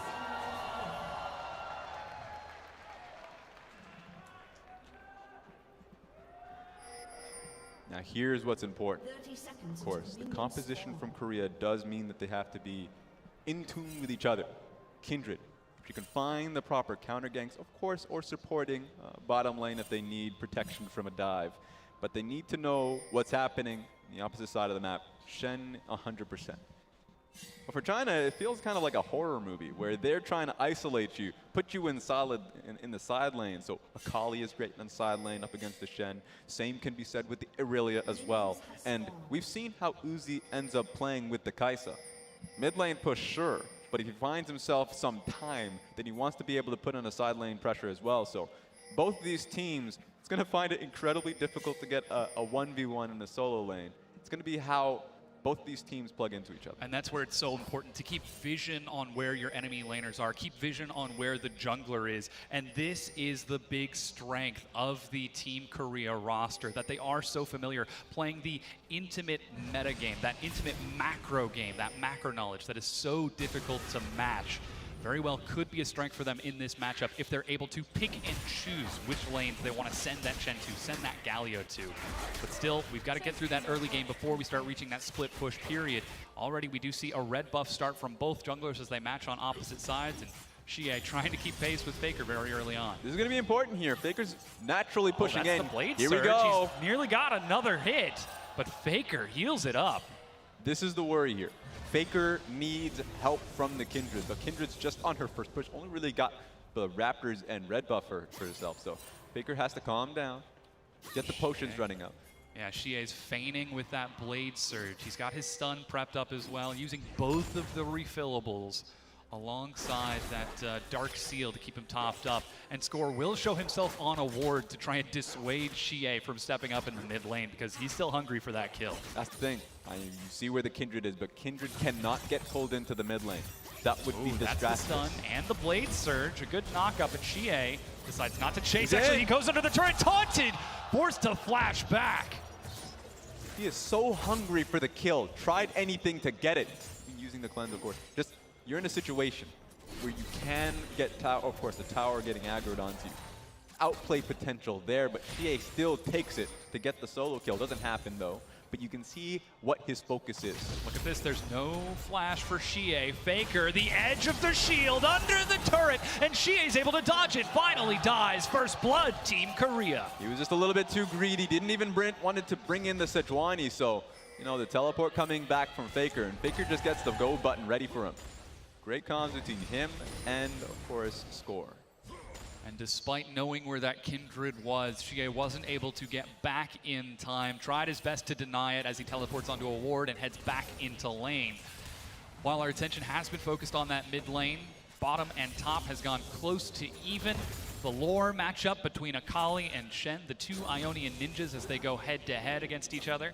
This is going to be a much more favorable matchup for Let Me. Can he put on a carry performance on this Akali to match the carry performances we've seen out of Keen over this tournament? He's done so against some of the other teams in the tournament, but has not yet been able to take the game against Keen. Well, for the matchup here, it just depends on patience, of course. You can already see Let Me playing around his Shroud. He needs to do that because, of course, Taunt, Drastian Dying proc, the Q damage that is consistent from Shen can actually outtrade you. So the worry here, if you're Let Me, is that your passive isn't going to be relevant if you're just going to be getting shielded across by Shen. So can work out for Shen, but if Akali's patient, works out well for her. You can see getting the Doran's Blade so she can match out in the early damage off of the auto attacks. And once she gets the first base, then her AP actually comes online. It's also very interesting that we're seeing Let Me go for the Grasp of the Undying for more sustain and taking this himself. As Keen will use the Spirit's Refuge to deny any trades back, has to be familiar with this matchup as he's just keeping the wave pushed in and waiting until that level 6 kill mark of the Akali, that perfect execution. And good timing on the passive shield from Shen here. The Q damage came across from Akali, just denied, wasn't going to be able to get it across. So, of course, doing a lot of good job in the top lane. We just saw Score trying to step into the Dragon Pit. I believe that was a ward that was killed and turned into a zombie ward for Team China that gave vision that the Dragon was being done. MLXG is stepping forward to help Xie clear this out. Level 5 and level 4, so no Glacial Storm Engage follow-up yet to find a target and try to destroy them. But as these lane phases go out, it's still close to even. No upsets on either side. Guess they didn't get to see that ward, but you can see what the strategy is from China really early on. Once again, playing through mid here. So that's the bait that I was making a mention of. If Score tries to play to a 2v2 mid lane, then the worry is Sejuani passive is going to nail you, and the Irelia consistent damage and stun off her E is what's going to be the cause the play to work in her favor. So for China, you want to see a 2v2 happen through mid lane. Irelia and Sejuani should win out. They very well could, though Faker is trying to do his best to deny that as he's got himself a Blasting Wand first on that Galio. No Catalyst, he's going for the damage to try and get through the Sejuani and Aurelia's health before they get through his own. It's a risky play if it pays off, but now Score turning onto this marked Scuttle Crab gets there well before MLXG. He might just want the AP simply to actually blow up the backline minions. Made minions really the only thing stopping him from getting a full clear. So when he tries to push up the wave, and if the backline wave just stays at 1 HP, then he's stuck in a really bad position in lane. So he's just trying to get his Q, at the very least, high enough damage so he can push out properly. And you can see how important that mid-jungle matchup is as Faker and Score on your screen are just talking back and forth, calling out the players of Team China. Where are they? Where are they moving? How are the waves positioned? What vision do they have? What objectives can we look to take? Constantly communicating back and forth, whereas Team China doing the same. As you can see, Xie and Let Me constantly talking back and forth. One of those answers could be the Rift Herald when it comes up in a few minutes, because you can already see pressure top line is starting to work well for the Akali when she's starting to push out. And you already know what's happening through Aurelia. So one of Sejuani's greatest strengths is her consistent damage onto these larger objectives, dragons and Rift Heralds. And MLXG has always fancied himself a solo dragon or a Rift Herald. And if he can do that, if he has the control ward to be placing on it, then that's the way he'll go for it. Well, he's still got 2.5 minutes on the clock until that Rift Herald spawns. But with that first dragon being an Infernal, that should be the priority for both of these teams, and a lot of that comes down to the bottom lane control. The Kai'Sa versus Ashe and Gragas versus Alistar. There's big engage on both sides, big damage as well from the Ashe and Kai'Sa. Now that we see the Guinsoo's Rageblade on the way for Uzi and the Bilgewater Cutlass for Ruler. And with the wave starting to push up and Score on this side of the map, level 6 is picked up, and this could be the opportunity. You could see something here. Kindred is in the area, so not close enough for her to just fire off the Enchanted Crystal Arrow, but at least to have it in the backside of your head. Here we go, though. MLXG is level 6. Faker and Xie both have their flashes back up. Xie lands the stun. Shield of Duran denies it. As MLXG walks through vision, just looking for an opening, looking for a single mistake or slip up, but not finding one just yet. So this is looking good for Faker at the very least. I mean, close in CS. He's denied a lot of the plays that have been coming through from the Sejuani. And they've actually cleared a lot of vision towards Dragon. So you mentioned it. First priority could be the Infernal Dragon. And Korea is in a good spot to contest. We actually just saw Teleport used by Keen in the top lane. As Shen, he's got Stand United. So if a fight were to break out, he could be able to join up rather quickly unless Let Me's able to assassinate him 100-0 before the Stand United completes, which is certainly a possibility with that Akali. You can already see Core JJ and Ruler's attitude in lane changing. They're trying to get a push, which could play into this fight. Ming just drops the cask. A good flash gets out of this, but that's immediately the follow-up. Glacial Storm lands. Uzi goes in and finds himself the kill alongside Ming. Score's forced to get in there as teleport is completed from Let Me. He's looking for Score, trying to chase him down. The second perfect execution doesn't find the burst damage, but he follows him over the wall as Ming finds the kill, lands respite, but Score has got nowhere to go. Let Me finds the solo kill. Unreal, such a sticky champion. Joins in the fight and he knows he can follow the Kindred. A massive win for Team China. And you can hear the fans chanting Team China fighting as they're now taking an advantage in this game. 700 gold ahead. Faker's holding down the fort in the mid lane as Keen is trying to counter push up top, but that's already an accelerated bottom, jungle, and top for Team China. I hope we get another replay on that one because it really started with the attitude change of Ruler and Core JJ. They wanted to set up around Dragon. The key way to do it, step one, push bottom lane. They tried to do it. MLXG found the window to just jump on him. Uzi follows through, gets the initial kill, immediate teleport too. So everyone was plugged into the play. They knew that it was coming through, and Let Me joined in. You know, just teleported in, usually like, okay, I protected the play, but he's like, wait a minute, I found myself a Kindred. Not only blowing the ultimate from Score, but follows him for the kill as well. Yeah, getting that flash over the wall to follow through. Now 3 kills to 1 for Team China. 2 of those onto Ming. He needs that extra gold to get nice and tanky so that he can keep that Kaisa alive as the game goes later on, but already we're seeing an advantage though. Team Korea, they're going back to the scene of the crime and are setting up around this dragon. Yeah, relentless. They wanted to set up to begin with around the dragon. It was stopped beforehand. At the very least, China knows that this is going to happen, so they're going to try and contest, but they've already taken a lot of damage on. They can finish it, smite it. Teleport being started as Dragon has been picked up. Core JJ with no flash, with no unbreakable will, finds himself going down. That's a stopwatch, and Ruler finds the arrow. Still though, Uzi happy to chase it, and Ming finds another kill. Xie setting up for the dive though, still no flash from Ruler as the minion wave crashes in. Good sidestep on the Sun and the Vanguard's edge, but Uzi takes the aggro. They are juggling it expertly and finds the kill in the end, but over the wall, forced to flash away, and Ming gets out before Score can follow up. And she didn't get out. He's getting the slow, mounting dread, flash away from the auto attack. Faker has got his own though. There's no chance for Xie to escape, but he's going to turn onto Ming instead. The stopwatch denies it. MLXG is there. Xie steps up, denies the auto attack. Score goes forward, finds the kill, looks for Uzi, but dies instead. 6 kills to 2 for Team China. Unbelievable that he couldn't get one. At the very least, he gets traded, but he had 3 members, all low on HP. All you needed from the Galio was just that one Q. He was waiting for it. Stopwatch baited you, buddy. Couldn't net him. So there we have it. Massive advantage for China in the end. And this is so unprecedented for Team Korea. They seem to be taking the one-on-one coin flip fights, the 50-50s, the risky gambits, not the sure fights. And here we see it once again. Core JJ gets caught, and Score just goes a little bit too far to follow up. It just starts from the positioning. There's no way Core JJ gets out of it, but they try and play it, try and outplay it to begin with. So you lose the 1 kill, that is fine. You were trying to get the dragon. Issue here is Ruler's not going to get away from it because he didn't try and escape to begin with. It doesn't even matter that Xie used all of his abilities and missed. He just tried to zone him, so Ash had to stay underneath the tower. So big win from China, and it was just because they contested the players around the setup for the dragon. And now it's a 1,600 gold advantage for Team China.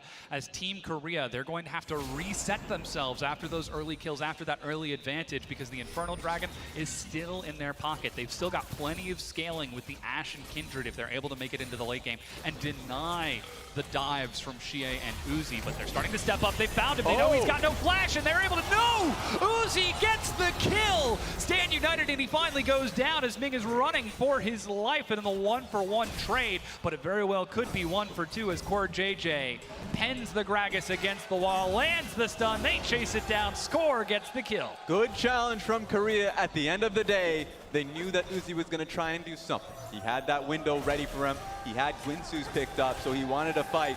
He pressed it at the right time. There we go, Ruler coming out with the Ashe arrow, headbutt pulverized. It was just insane to see the outplay. using his Kaisa ultimate to get the extra shield, so he stayed up a little bit longer. So it was an outplay at the end of the day for Uzi to get the kill back, but it was still a 2-for-1 trade in favor of Korea. Now Letme is working on the top tier 1 turret, looking to take that first brick. None of the turrets have been taken yet, but with MLXG taking the Rift Herald, we're sure to see one go down soon.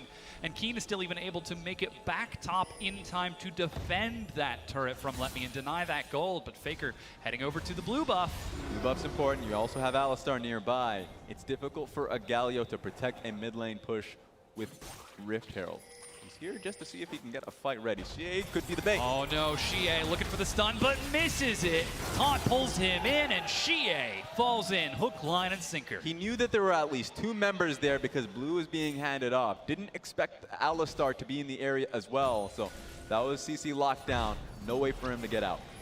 That's just the mind games from Team Korea. They find an opening and they pounce, and now what was 6 kills to 2 is only 7 kills to 5 as it's equalized 1 for 3 in the long run.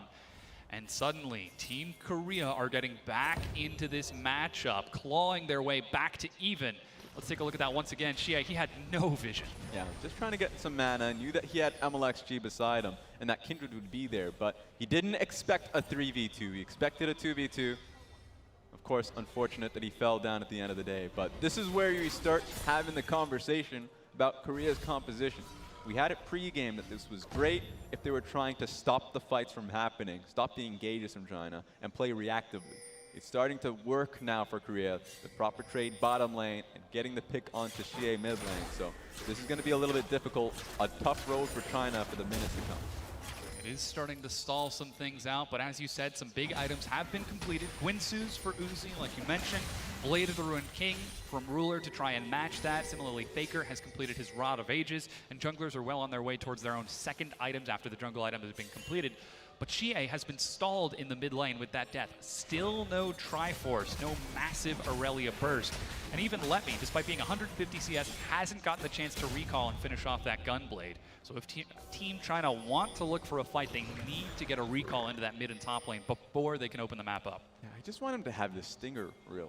At this point, the Aurelia wants to be having the constant damage flowing out, so no attack speed from the Stinger coming out. CDR could follow, so with the Trinity Force, once he gets that massive purchase, then he can find himself in the side lane. It really just depends on when Xie feels comfortable. You might have to join the fight because there's so many people just around the bottom lane, constantly just looking for a fight to happen. Yeah, MLXG and Score both sitting outside of vision of the enemy teams, as both Ruler and Uzi playing around the ward saying, we see you, but do you see us? That's the important question. Turns out they both had vision of each other, and neither of them were having any intent of going in. And the wave continues to bounce back and forth. 20 CS for Uzi in the bottom lane ahead of Ruler. In the mid lane, Faker is 10 ahead, and in the top lane, another 30 for Letme. A difficult problem, a problem that Korea now faces. If they start and engage bottom lane, Gragas is playing so far out, so you'd have to start the fight on towards Gragas. He has himself the Glacial Shroud, fairly tanky too. So it's going to be difficult just because it's going to be the constant damage of Uzi in the backside, seeing if you can peel on towards the Alistar. And I think they have the damage with the Guinsoo's already being built up. So China, if a fight were to happen, they might be able to take it. It just depends if the double teleport comes in at the same time with Aurelia and Akali coming in. They've both got those teleports back up. Recall was finished for Letme. He's level 12 with his second point in that perfect execution. He's finished the Gunblade and has a Blasting Wand as he heads back into the top lane to keep Keen busy, but that does mean the Dragon is now up. Team Korea are already setting up in the river. MLXG is about to run out of time on this Rift Herald, though. They might just trade a mid-tier 1 for what could be this Cloud Dragon. Massive things coming out. Of course, that means that the Rift Herald must be being placed mid. It just depends where he wants to go at this point. He's just hidden in the jungle. I guess it's going to be leaning top side, so Rift Herald should be going top. Letme gets that first turret and finds himself with solo gold as Shelly the Rift Herald makes her way around to the tier 2. Keen tries to stall it, but she closes her eyes. And the second charge will land onto this tier 2. And Letme still following up for more pressure. This is going to be difficult for Keen going forward with the Gunblade being picked up now. The Akali has a lot of sustain. Won't be 100-0 at all. So the trade potential that we were talking about with Shen earlier on in the game does not matter. The only thing he has to worry about is defending the tower. So if Akali gets too close, you can taunt her, sure. but you can't get far away from your tower or this is going to happen. Yeah, already Let Me trading. That's the Shadow Dash landing, but score is there, Oh, wow. and even the teleport from Faker out of base. Can Let Me outplay this? He uses the perfect execution, and MLXG with the save gets Let Me to safety. That was so much expended to try and get the Akali top lane. At least she used her own ulti, but she's just going to come right back. I mean, nothing's really changed with her positioning, so it's going to be difficult for Faker now, knowing that he's going to be stuck mid, and if he ever goes bottom lane to pick up a wave, then he won't be online for a top lane fight, his teleport being down. And it is only 40 seconds until that Baron spawns, so you want to keep that Galio nearby so that he can join in just in case anything were to happen. But still, we're 20 minutes into the game, and this bottom lane is pushing back and forth, trying to sustain it out. A very extended laning phase. But we do now see a lane swap. Xie, with his completed Triforce, goes top, and Let Me decides to stay towards this mid lane, as they could be trying to collapse here. Yeah, it just makes it so Let Me on the Akali can actually help in the bottom lane dive. It's great because she can pick up the tower aggro early and then just dive into obscurity. So there's a lot of ways you can play it out. It does mean that the tankiness that Irelia provided early on won't be there in presence. So maybe she joins with the teleport, but it's going to be much harder for Shen to deal with her top lane. So she might just try and stay top. Yeah, you can already see he's pushing Shen out of that lane. Xie keeping Keen busy at the red buff as they're playing around the vision. Now Baron has spawned. Score sets up a trap, but not the desired target walks into it. MLXG happy to push him away. Even though Core JJ was there to support, it seems as though Team Korea's earlier mistakes have slowed them down. They're being a bit more hesitant with their opportunities. We saw an attempted collapse up top, but that one gets denied by Team China. And now it's just constant maneuvering around this laning phase. It's looking for an opening that Team China just isn't willing to give. And this is interesting. You already see grouping up mid lane. Faker might get a flash off here. Shield of Durand, yeah. You have to respect it every time he channels it. She is there. They might not have spotted, but they found Score. That's the hero's entrance for a knockup. No one gets caught.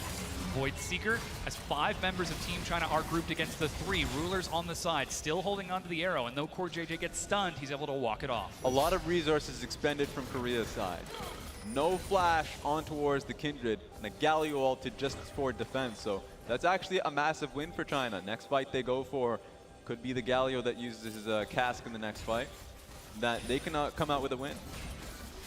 Now Uzi starting to step up. He's got 2 items with the Nashor's Tooth and Guinsoo's. It's good old AP Kai'Sa, big plasma burst if he's able to get a handful of auto attacks.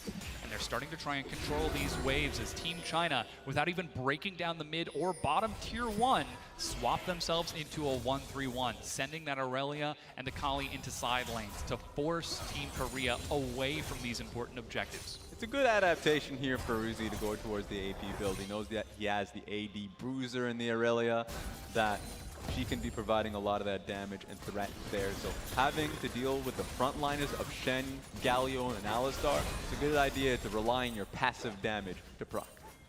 And we're still seeing them try to utilize that damage against these turrets. It's a little bit slower because of the raw stats being put towards the passive instead of towards attack damage or attack speed, but that does mean that he can step up in between these waves and start working on that mid-tier 1 turret. Still the split push. Faker's up top. Keen is down bottom. These 2 massive carries sitting on tanks and support roles on this Galio and Shen, and putting all of their investments into Score and Ruler, who find themselves just a bit behind at 0-3-1 and 4-2-0. And it depends on how these fights pan out, because with how Kindred is doing in this game, that you already saw her being the primary target in the last fight. If you dip and dive into these fights, China tries to push in and then not commit, so they blow their resources initially, and then recommit to the fight, because they already have the Sejuani ulti, the Gragas ulti, and all you have to do is kind of use it in time. You don't have to use it all in one go. It makes it super difficult for Korea to win those fights. Yeah. So that's what I'm going to be looking for in the later team fights. And to your point around, of course, the AP damage you're going to be seeing out of Uzi, this is going to be probably his hardest window, because he's going to be looking to either build up his Zhonya's or Rabadon's death cap, and that takes a long time to do. So you might see China slow the game down so he can get the farm. It's a very risky question as to what he decides to go for with that third item. Stopwatch is so important, but you can't deny the damage of that Rabadons. Still, Korea are defending wave after wave as they get pushed in. They don't want to step too far forward. They're starting to clear out vision on the top side. But look at this. The next dragon is spawning in 15 seconds. It seems as though Team China are ready to fight for it. Yeah, they would have to be able to. Remember the 2 early dragons Korea got themselves here, so their dragon's going to be crucial. Faker over the wall, gets a taunt onto 2, and Ming goes down before getting a chance to do anything. Uzi gets some damage onto Core JJ, but he's happy to soak it. With that support gone, all of that dragon setup goes down the drain. Team Korea find an opening, and Faker knocks it down. Getting the kill means that they are now going to be netting the second Infernal Dragon. No MLXG to try and steal it underneath them. Unfortunate for China, but a big pick for Korea. Yeah, Team Korea not going to give this up without a fight. They find an opening and they take it. With that second Infernal, they're still down about 1,300 gold, but happy to take these fights now that they know they've got the openings.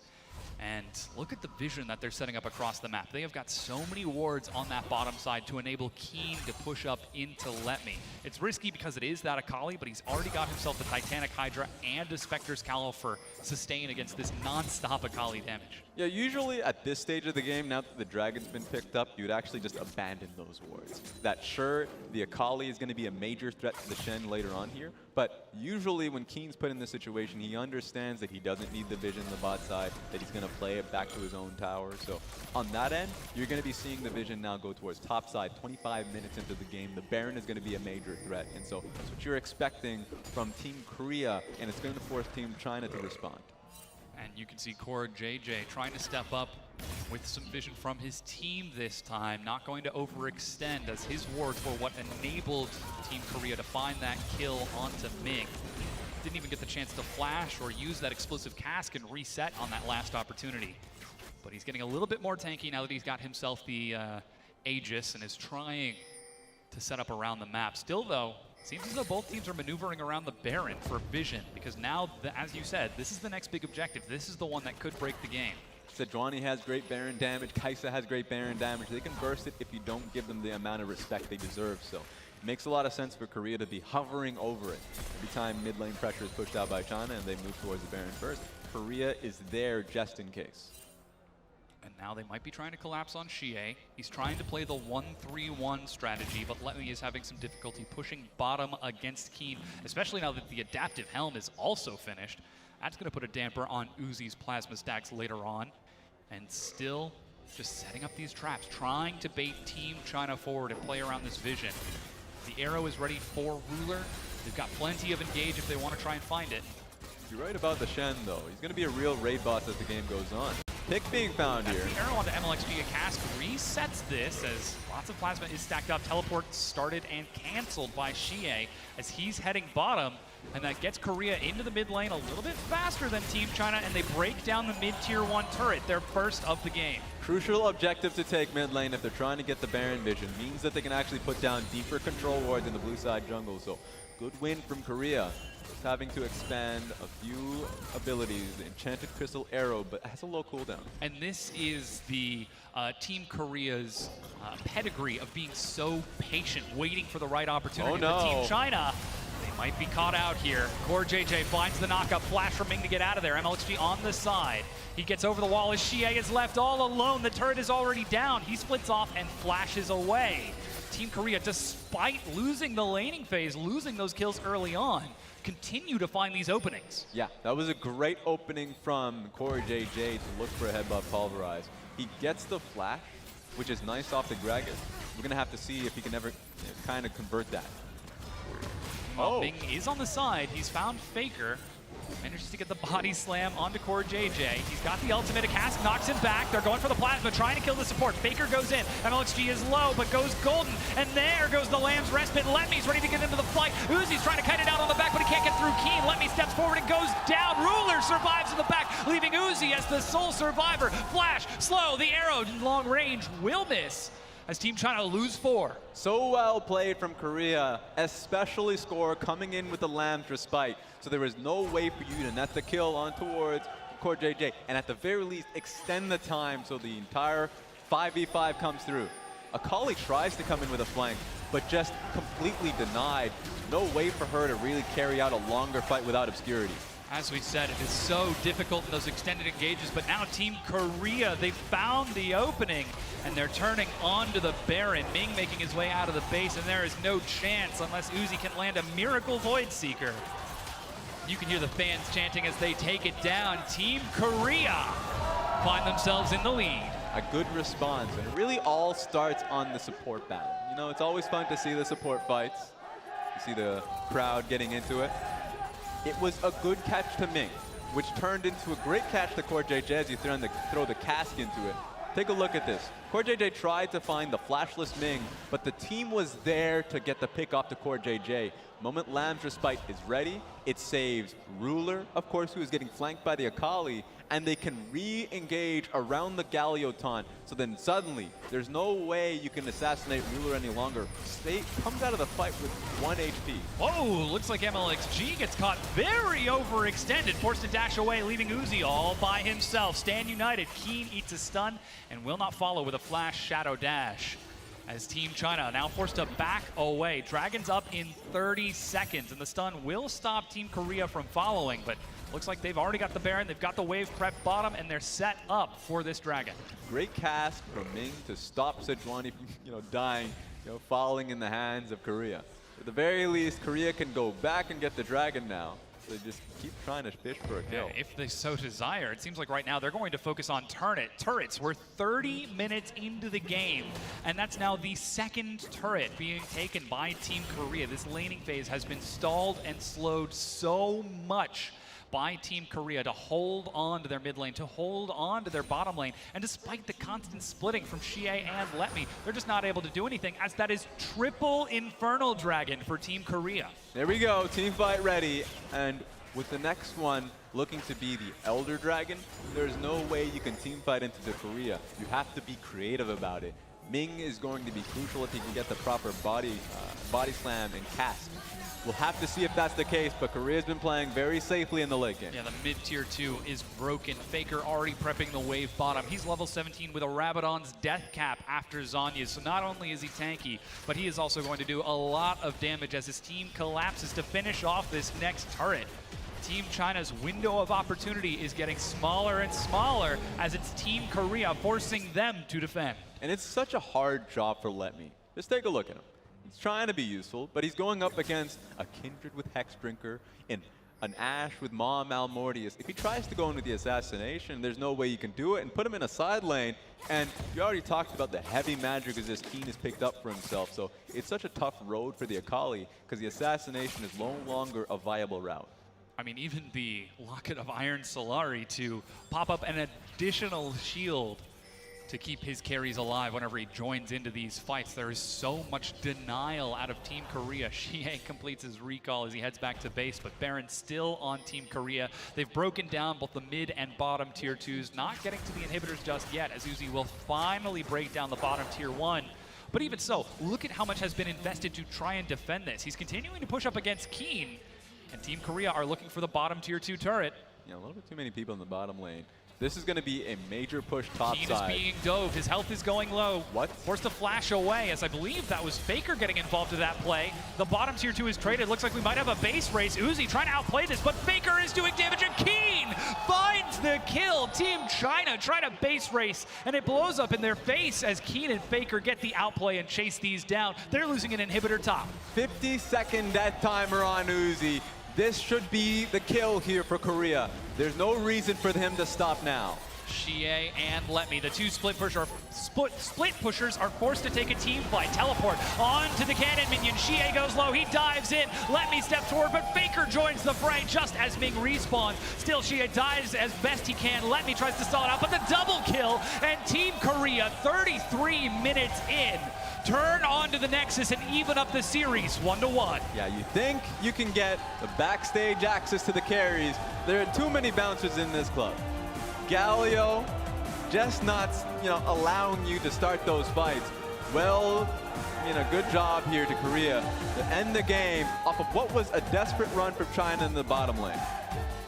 capitalizing on an overextension and aggressive play. The Korean fans cheering their home team on as they even things out and bring us down to a best of 3 between the Republic of Korea and the People's Republic of China in this matchup, as Faker gets the chance to take out his carry Galio, such a signature champion, especially against these Chinese teams, and shows, hey, this is something that you have to respect. Red side, blue side, ban or not, you've got to worry about this. Yeah, stop it. That's just essentially what he was doing every single time. He was a great pick. I think it was very crucial when Xie was getting the fruits in the river in the bottom lane, around the river.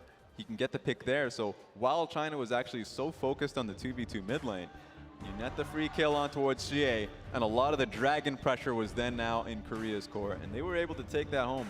Triple Infernal Dragon in there, man. Yeah, and that was despite the laning phase going heavily in Team China's favor, Yes. using Uzi and Ming, constantly collapsing from MLXG, picking up those early kills, but not able to take the turret, not able to control the dragon, and just constant vision denial from Score, from Faker. The threat of collapsing, whether they would or not, was more than enough to deny China the opportunity to pursue. Yeah, and I think the Galio was key to all of this. Remember in the previous games that we've come across whenever it's China versus Korea, Faker, you know he's going to play Yasuo, the Galio, and you have to deny the Galio just because it stops a lot of what China's trying to do, especially when they're bringing back the Irelia and the top lane pick, the Akali. The Akali, yeah. So a lot of dive threat didn't matter. Even in, put in the Kindred and the Shen there, so there's so much denial. It buys a lot of time for Korea to join the fight and to capitalize. And we've got to remember that Akali first pick for Team China said, hey, we can flex this towards mid, we can flex this towards top. They tried to react with the Irelia, but Team Korea in the ban phase, they saved counter pick for Keen, and as we said, instead of putting him on a carry, they put him on a tank. They put him on a denial champion. It wasn't his presence on the map through split pushing that gave Team Korea the victory, but it was his presence in denying Letme's Akali from assassinating any targets. 2 Akali games from Letme, 2 losses for Letme. And a lot of the times, teams would say, ban away the Akali, she's broken on this patch. The issue is she has one core weakness in her laning phase, and that's just being able to get pushed in pretty repeatedly. And this is through mid lane. So problem here now is for China, if you put Akali in the mid lane, you lose mid lane priority, you're losing the shove. Hey, maybe she does push into Galio, but if she goes bottom lane, Galio can follow up and save out that team fight. And then you put Akali top lane, sure, she's not going to be able to join the fights. Add in more tanks in the top lane, the Shen getting it for them through the Kindred jungle, and a Galio mid lane is, wait, suddenly we can't team fight and can flank. So I think that Korea, if they get red side again, keep giving away the Akali so you can have a tank in the top lane or something to deny her in the mid lane. Well, Team Korea will get side selection in the next game as they are the higher seed. That's side selection in games 1, 3, and 5. And we can talk about those picks and bans when we get to them, because Team China, they've got to show us something different. If even on blue side, they have to ban away power picks like Aatrox, like Akali, but over the duration of that game, it was Faker, Ruler, and Score who put out a standout performance through that mid lane Galio, through the Ashe, through the Kindred to open up the map. And despite Letme's massive damage against Keen, the only person who really damaged Team Korea was Uzi in those team fights. Yeah, and that's where you really look towards this. Sure, Letme has the damage, but that's just the case of being a top lane, I would say, abusive matchup. Akali's just going to keep throwing out Qs, Shen's going to tank it, so of course by the end game you just say, wow, she does a lot of damage, but she's not able to do the decisive damage in those team fights. When she joined up, she was dealing with multiple Hex Drinkers. There's no way for her to get an assassination across. And remember, as we look towards our man of the match being Faker, the issue with picking up multiple dives into a Kindred is very obvious. It's the denial that comes through it. Oftentimes when we see the matchup of Nocturne versus the Kindred, it's that, well, yeah, sure, you can go in on the fight, but you're going to have to commit to a much longer fight than you would have wanted. And I think that's what the Gragas was supposed to try and deny, but Ming getting caught out that one time at Raptor Camp might have stalled his ability to look for these casks, because anytime he steps up now, he knows he can be destroyed before getting that ultimate off. So constantly playing these mind games, playing whether or not Team China can look for the engage, or should they be the ones disengaging over the course of the game, and Team Korea being the ones to dictate that decision for Team China and only find those victories themselves. That said, we're going to go and take a quick break. It's now tied 1-1 in this best of 5. The Asian Games 2018 Esports demonstration event. We'll be right back with Game 3.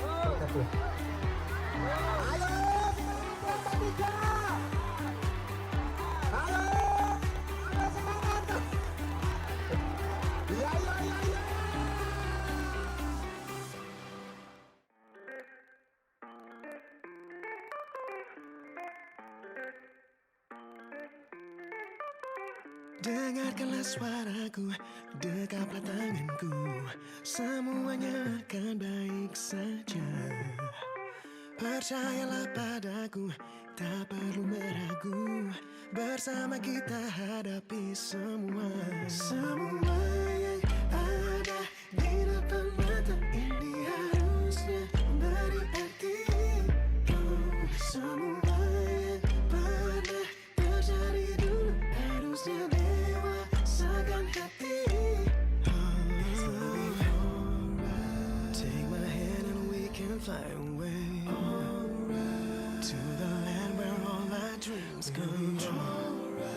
No more tears, just wipe your fears away. Maybe not today, but tomorrow we're gonna be alright. Baby, trust me, it will be alright. Baby, believe me, 'cause we'll be just fine. All the ups and downs we keep moving on.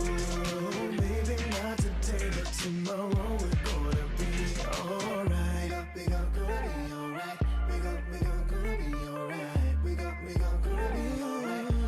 We gon' gonna be alright. Yakinilah langkahmu, percaya anganmu, semuanya akan baik saja.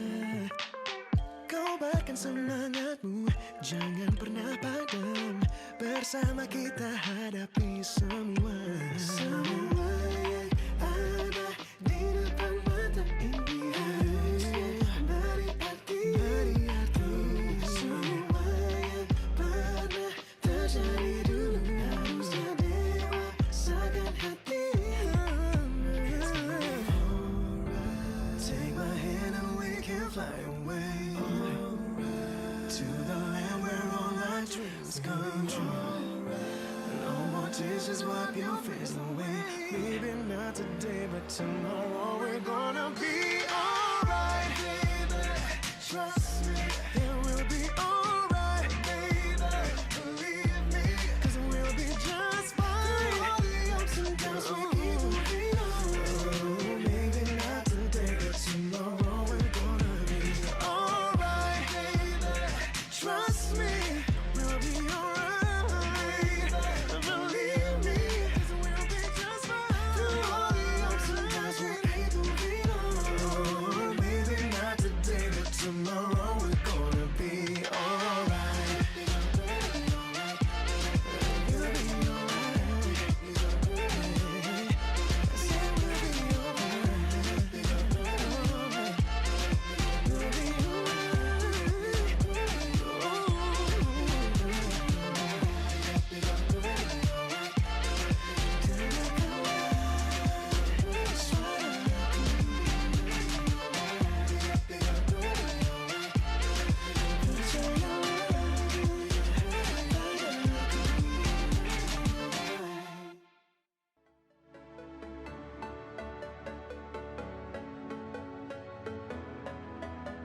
Ku berpijak di atas semua harapan tentang diriku, melewati semua, menghadapi semua rintangan. Jangan pernah menyombongkan diri di hadapan mataku, karena itu semua tak akan berarti bagiku. Jangan kau besar kepala.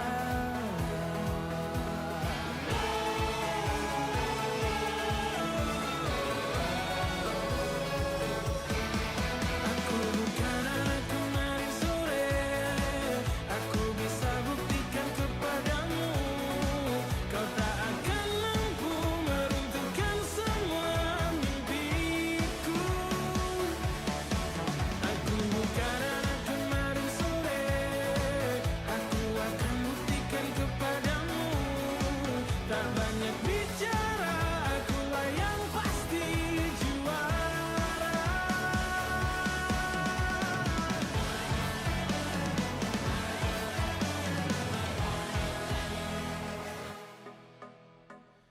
Jangan pernah sombongkan diri di hadapan mataku. What are we actually made of? Beneath the colors, beneath our similarities and differences, and our failures and achievements. We are the children of the universe. We exist to push all the boundaries. We are a never-ending flame, uncontainable, just like the sun. Listen to our eternal heartbeat as we march to greatness.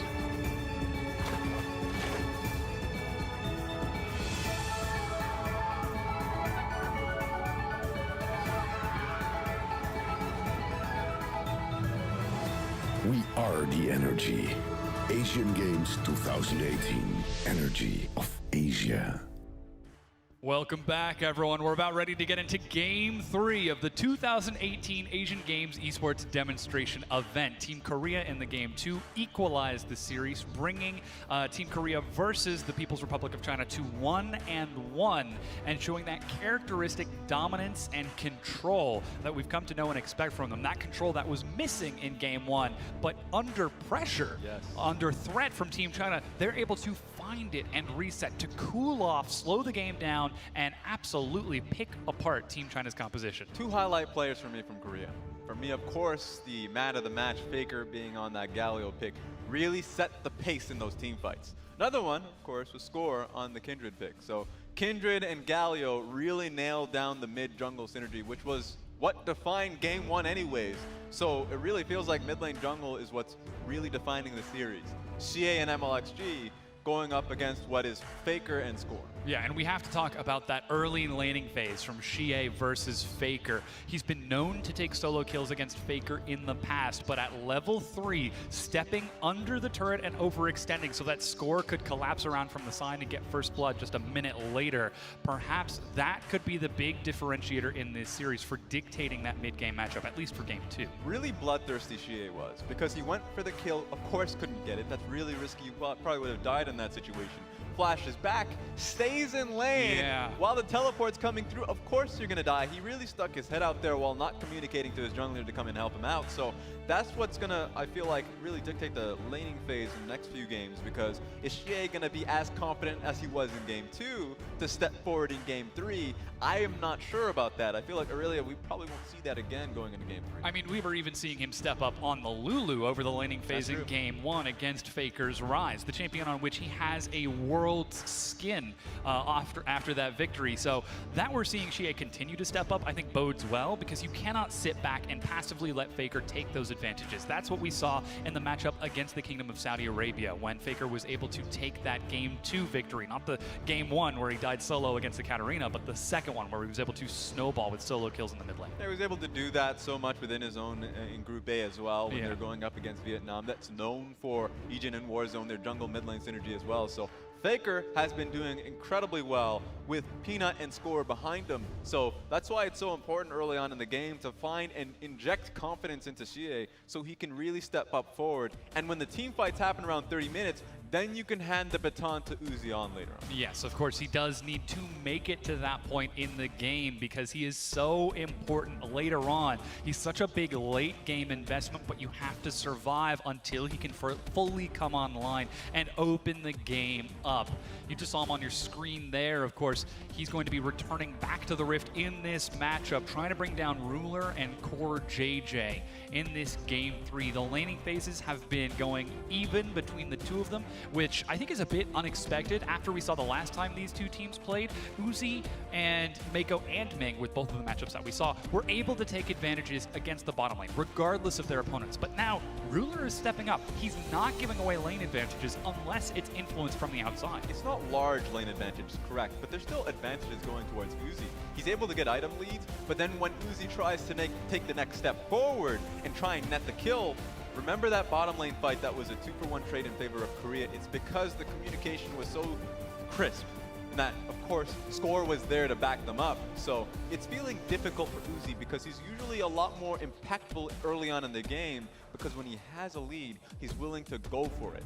But, of course, that's how they lost that last one. And this is where we get the contrast in play styles between these two regions. Despite being from 4 separate teams, the 5 players from Team Korea are communicating efficiently and effectively, maneuvering in such a way that they can deny Team China around the map. Whereas Team China, despite a majority of the members coming from Royal Never Give Up in the LPL, their communication just isn't quite as snap fast to react to these plays, and they find themselves falling behind in these instantaneous decisions. Funny enough, it's because that communication does need to be at 100%, because it starts through mid lane. In mid lane, where's the change happen?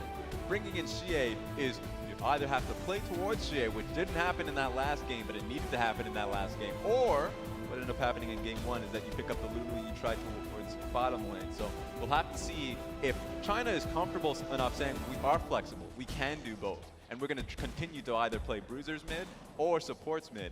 Or if they just say, okay, we're a little bit more comfortable playing Lulu, we'll try and have a run back of game 1. And this is where we look towards that pick and ban priority, how they set up Xie, that primary facilitator for communication for Team China. As we get ready to look into this pick and ban, Team Korea have side selection. Looks like we're about to get into it in just a moment. And they will find themselves back on the blue side for this game 3. And there it is, the Lulu ban. China has to respond with a Galio ban at this point. I know that Galio is not going to be a first pick priority for Korea, but both these teams don't want it in the hand of the team that wants to aggress and dive, as Korea banned the Galio in game 1, or the team that wants to play it slower and deny, is what happened with Korea in game 2. And we'll see which style Team China get to take. This time they find themselves on the red side with counter pick. We'll see if they save that for Let Me once again, as it's double Aatrox and Akali. Team China don't want to risk it. And again, Korea, blue side ban away the Galio. Very interesting to see how this meta is developing, as Korea don't even want to risk first picking it. They were worried about China getting it in their 1-2, because Galio is not a first pickable champion, and if China gets to hand up Galio, remember, Let Me has played Jarvan in game 1, so Jarvan Galio, that's a composition that's very easy to play around. It has a lot of protection for Uzi, so there we go. Take that pick away. Also just incredible to see that China in red side have much more standard bans.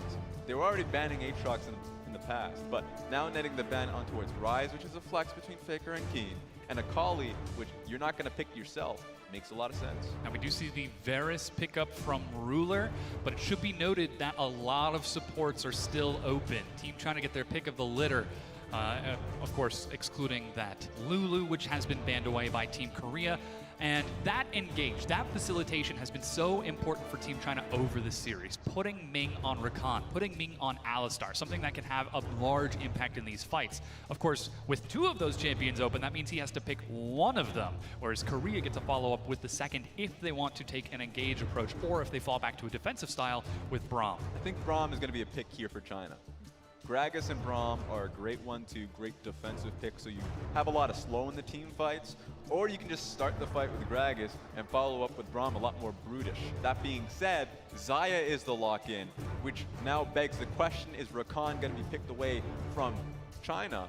Rakan should be the lock-in. There we have it, because you don't want the lovers duo being picked up by China. Yeah, so much strength in that bottom lane, but now there's plenty of wave clear and plenty of engage for Ruler and Core JJ in the bottom. Team China could be trying to goad them into constantly fighting against Uzi and Ming, something that could be very risky, but now we get to see where the rest of Team Korea's composition goes. Teams recognize that the Xayah goes off to the other end, or at least the Rakan that is, and they will pick up the Alistar. Alistar is actually great when the Rakan's picked away, because if Rakan ever goes in with his W, guess what? Headbutt, pulverize, that's how you start the fight, and Rakan is exponentially squishier in comparison to Alistar. So this is where you usually see Ming pick that up. That being said, we've got ourselves a Gangplank lock-in for Keen, a champion that has been banned almost all of the times that these two face. It's a big carry, it scales into late game, and it absolutely destroys squishy champions like Xayah if it gets late enough. So the Alistar is picked up.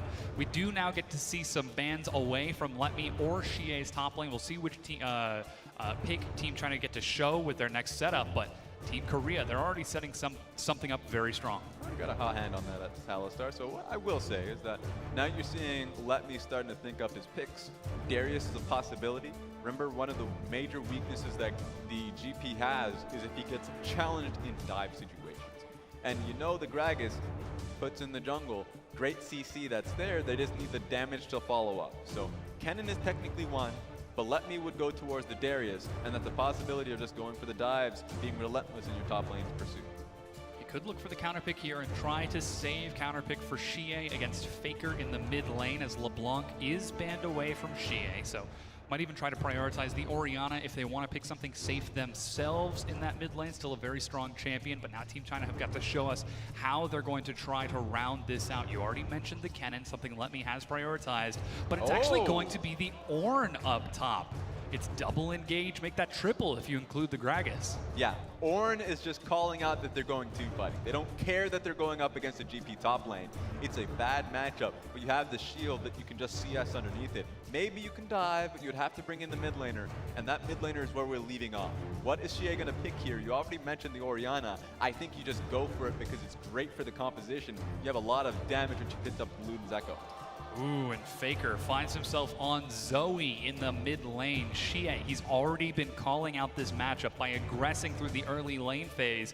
Ming with a bit of a smile as he takes Kassadin into the mid lane Zoe.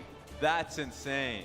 I mean, major questions is what is Xie gonna pick in game 3 if he's confident enough to go for the counter matchup? And yes, he is. Highlight plays have been made with Xie on the Kassadin pick. It is always a major gambit, but when it pays off, Xie goes off. And this is absolutely a confidence play from Team China. They set themselves up for team fights and scaling. That's all they want to do with this. But that means that the laning phase is going to be quite risky for them. And Team Korea, that's where they've been getting their strength this entire tournament. Yeah, they have no range, by the way. China just doesn't have it. Bottom lane, they're going to get pushed in by the arrows that, of course, the Varus is going to be throwing off. They have the range advantage in bottom lane. Push advantage should be for Korea. Mid lane should be somewhat similar. It's always going to be on the skirmishing, and they have the Olaf to look for those fights. I like the early game coming out of Korea. And as the coaches shake hands, you get to hear the fans cheering once again. This venue is starting to fill up. As we get ready for this game 3, the teams are tied 1-1, neck and neck. Team Korea owns the overall head-to-head matchup throughout the group stages, throughout the qualifiers. They have consistently come out on top. Now they are 2 games away from taking the first League of Legends gold medal. As we prepare to load onto the Rift, will it be Team Korea taking this victory and getting 1 game away from closing out the series, or will it be Team China trying to bring it back and show that they too can compete with the best? About to get in, and it's just so fun to see when these compositions clash, who come out the best. Now, already mentioned Team China. We'll have to see if they can do it. We're getting into game. Welcome to Summoner's Rift. As 5, the players make their way onto the Rift. 30 seconds until minions spawn.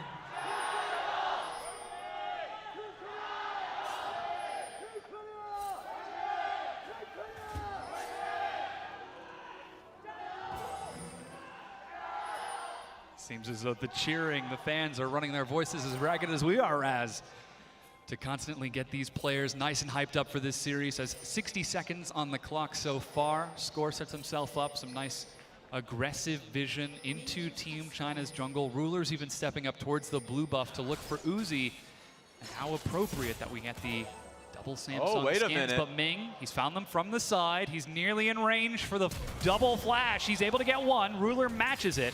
And Core JJ will back off as good piercing daggers will find Core JJ for some damage, constantly trading back and forth. Good job to have just the Varus flash. So Varus needed to flash. If he got hit up by the knockup, then the Gragas was going to follow. There we go. I mean, you can look for bottom lane now if you're MLXG.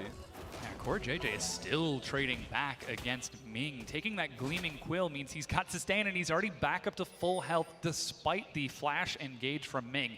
Now it should be noted, it is Hex Flash from Ming, so if he ducks into a brush, he can still pop out and look for some damage back. But now that Ming is finally back in range of the minion wave, he should be getting some of these Triumph stacks. But already, Team Korea are controlling this lane. Yeah, they need to. You're getting to a point right now, you already mentioned the Hex Flash, so getting bush control is crucial. And you know that MLXG is going to be hovering over your lane, so as long as you get the control here, and you can call your jungler. That being said, Olaf is top lane. I don't think they expect this. Now he's looped around up top. He's dodged through the vision. He's coming up behind them. The body slam is ready. Ruler has no flash. That's the ignite. He goes low, and he goes down. First blood to Team China's Uzi. Don't know why they didn't expect it. Now, usually junglers that end up going in the bottom lane and starting there will stay bottom lane.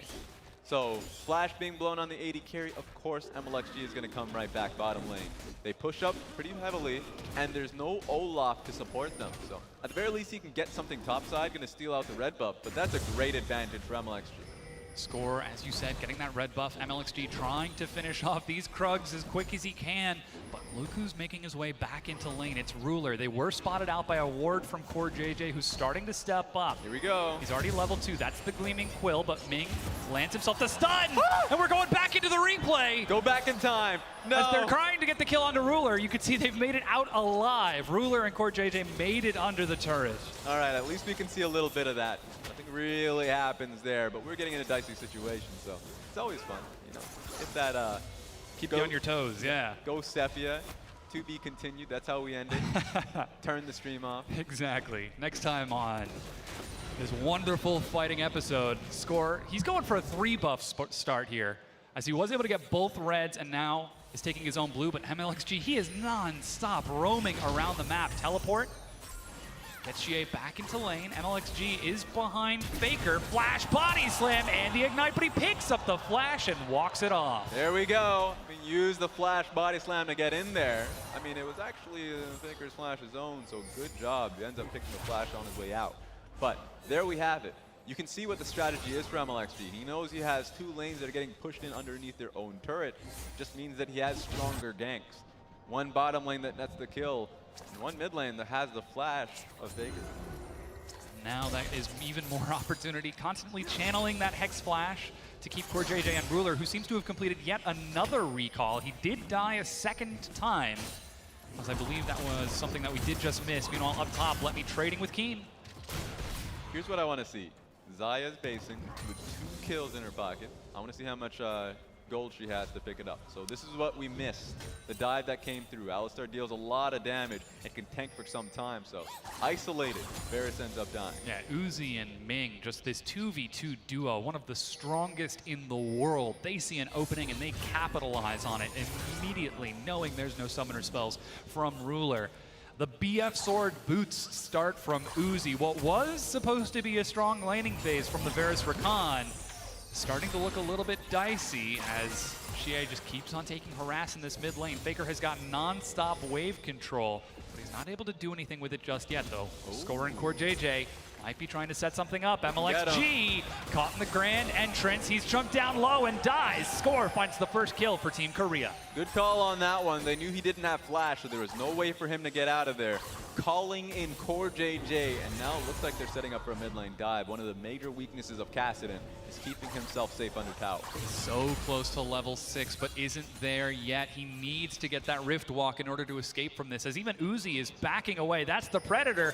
Now he sees Score. He's forced to turn and run back to the tier 1, but the Undertow misses. He steps up, lands the snare, and Score can't walk forward. Core JJ and Let Me trying to turn this around. A knock-up. Battle Dance forces Score's flash out of this. The flash, the knock-up over the wall. Let Me wants it, and Let Me has found it. He gets the kill. MFG collapses. Xie's level 6. He's got the Rift Walk, and Faker is forced to run and hide, as this is 5 kills to 1 for Team China. That was disastrous for Korea. They tried their hardest to get the kill on towards Uzi, but the members kept coming from China, teleport through from Let Me to hold him down, and then gets the kill. So excellent early game from China immediately. Now you see Ruler on the back foot.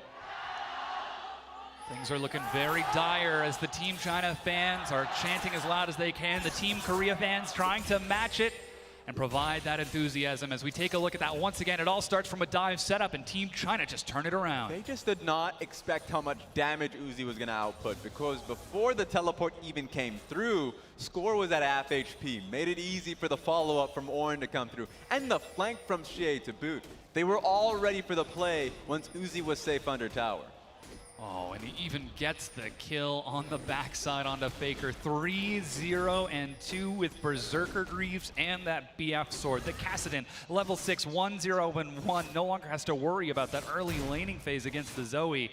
And despite Score picking up the first kill for Team Korea, he's got to be able to do something more with it, as MLXG happy to sacrifice his jungle farm to set up these massive lanes. Yeah, he hasn't even completed his jungle item. He's not concerned about it. Predator Gragas means he's just going straight towards his first feud, so just does it now as he's base. But now he's online with his Predator. He's going to be looking towards one of these lanes, and he has the Alistar in the bottom lane. Why not just make a second visit? They might be setting up for Let Me up top. Score trying to control this vision. Even Faker is on this side of the map as they're stealing away the red buff. But MLXG, look at that. He's not even going towards the top side. He's not playing towards Let Me at all. Instead, playing towards the bottom half of the map. Now, Team Korea did set up some defensive vision, so they do spot out MLXG over there. They know that Xie is still in the mid lane, so there isn't a huge threat for any collapse onto the bottom tier 1 just yet, but this could be Team China looking for an opening. To your point earlier, this is just the risk that your style comes about. Level 6 for Olaf, and he's now moving towards level 7 because of the experience he's been focusing on. MLXG is not even 6 just yet. So with how much he's been helping out his laners, he needs to start helping out himself. Once he hits 6, he can help out the lanes, get the cask ready for him. But as of now, he cannot so much look at Score. Yeah, complete self-sacrifice in the jungle. But as we said, this does give Score a large opportunity to try and take a trade, try and bully that Gragas out even more. Still though, Xie constantly trading back and forth against Faker under this turret, as Faker is starting to get some damage, whittling down onto it.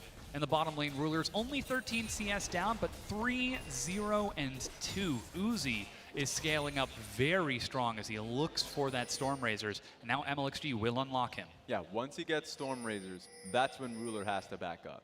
The biggest thing about Xayah is, yeah, she has pretty low range, but her feathers actually make her effective range rather long. It means that you can't play into her. If you try and look for a fight, the back end damage from her feathers, especially once they're past 3, gets the stun and massive damage. Here comes MLXG. That's the Predator, and Xie's there too. Chains of Corruption misses. Rulers the target, pinned against the wall. Double knock up, and Uzi is on a rampage. Core JJ escapes, but still Team China playing towards that bottom lane. Flashes over the Rakan W. No way that he was going to be sticking down there. So was able to just get right on top of Ruler. Now this tower is going to be the next focus for China. You can see a fight on both sides of these walls as Score looks for the Krug camp. Even the cannon barrage out of Keen used to clear out this minion wave and try to stall this snowball. It depends on how risky China wants to play it. The next wave is coming in hot too. It's a cannon wave as well. You can see Gragas still in the area. If they want to, they can try and look for this tower, but you can see Korea is ready. Score sitting in the brush along with Core JJ. MLXG has no flash and has no ultimate, but he's still playing towards that top side. And here we get to see that dive attempt once again. Look how decisive it is. The moment the wave is coming through, at the very least, like Korea recognizes this is going to be an issue. So they're going to be heading on towards their second tower, but you know, Predator Gragas, hell of a drug, already there. Throws him into the wall, flashes over Rakan W. So very easy for them to net the kill the moment they've already got him pinned to the wall. And from that, they're starting to work down that bottom tier 1 turret. Keen, meanwhile, has been snowballing up top. He's about 25 CS ahead of Let Me and is scaling up. That cannon barrage is going to start doing some damage as he looks for the Triforce completion. But bottom tier 1 still holding, but only barely. Stormrazers is finished for Uzi. He hits like a truck if he's able to bring down that turret. That could unlock Ming around the map and allow Team China to snowball the game, but MLXG has found Let Me, forced to take the searing charge back towards the turret as he flashes away from Score's undertow. Yeah, behind enemy lines, he had to get out of there. They didn't expect the Olaf to be topside because Uzi was like, all right, I guess I get a free tower bottom lane now.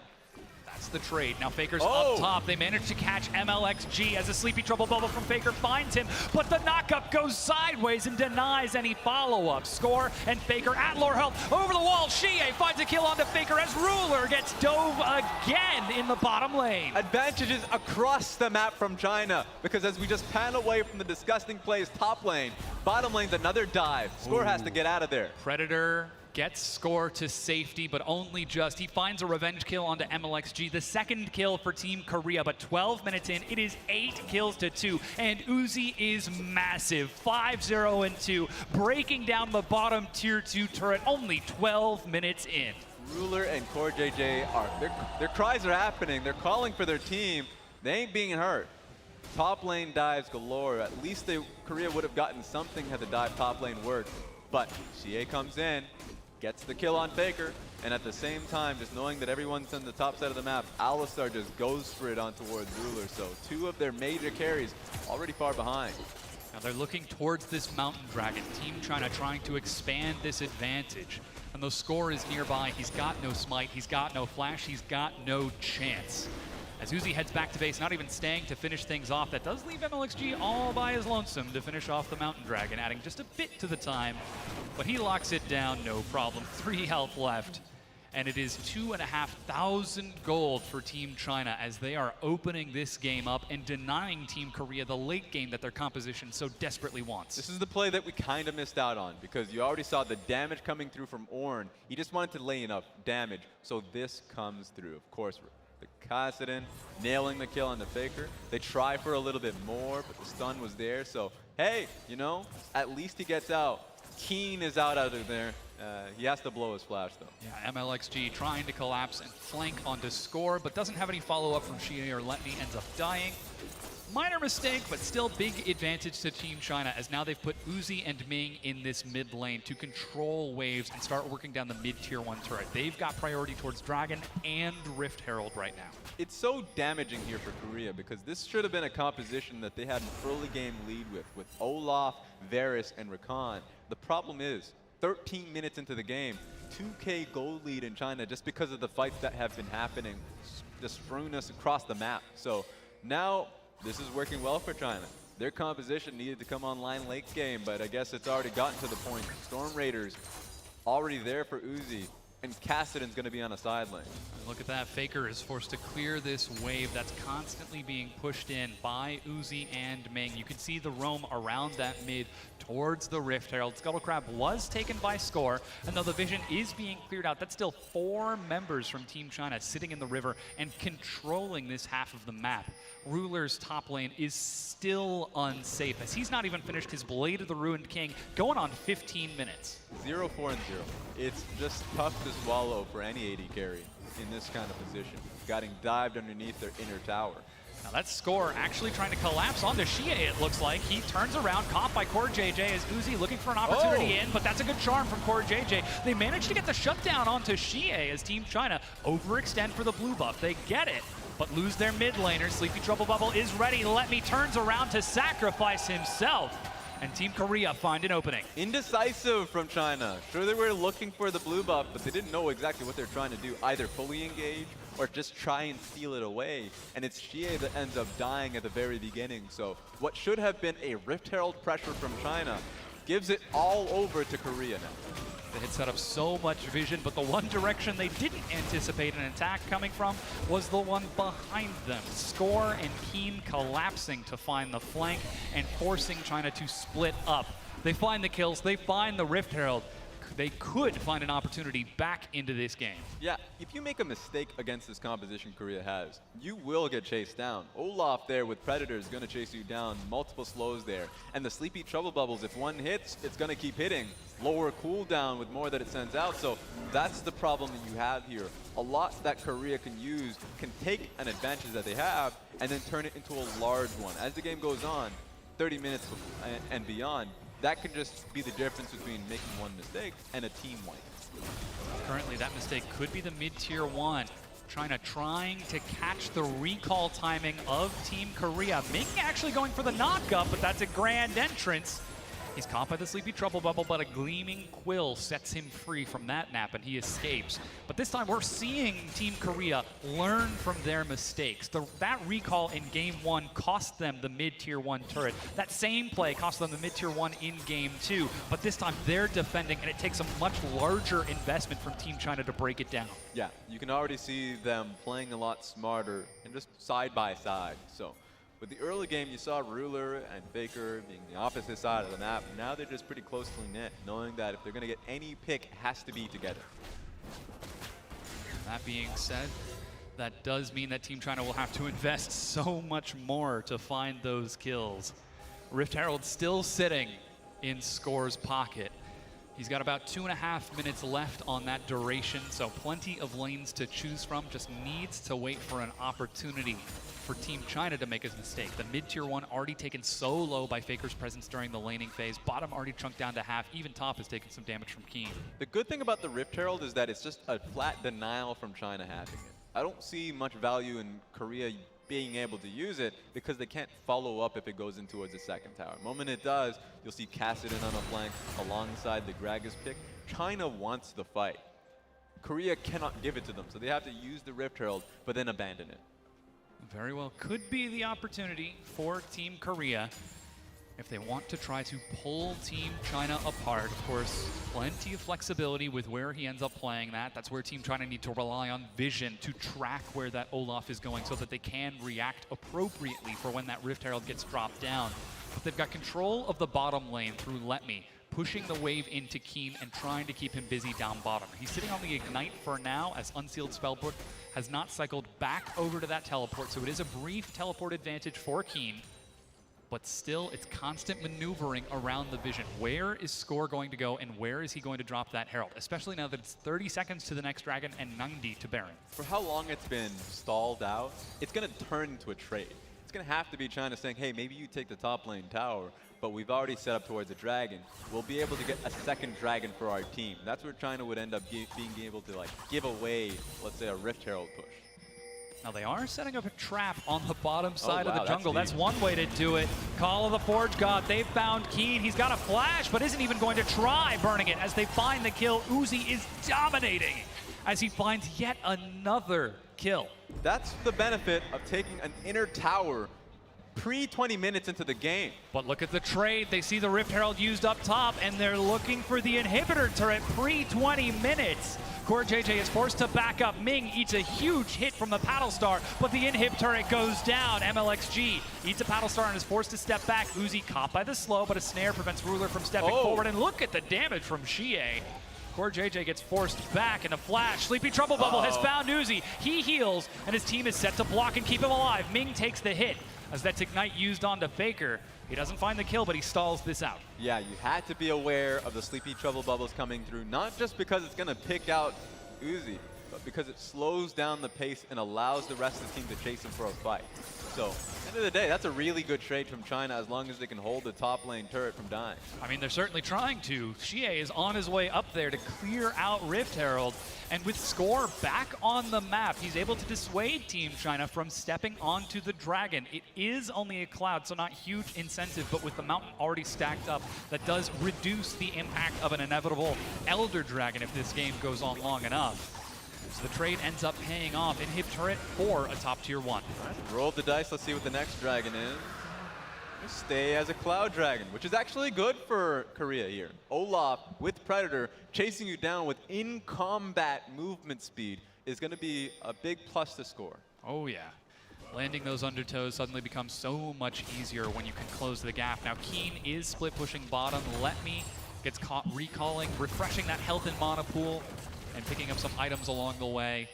Keeps the bottom tier 1 standing, but still no teleport from Let Me.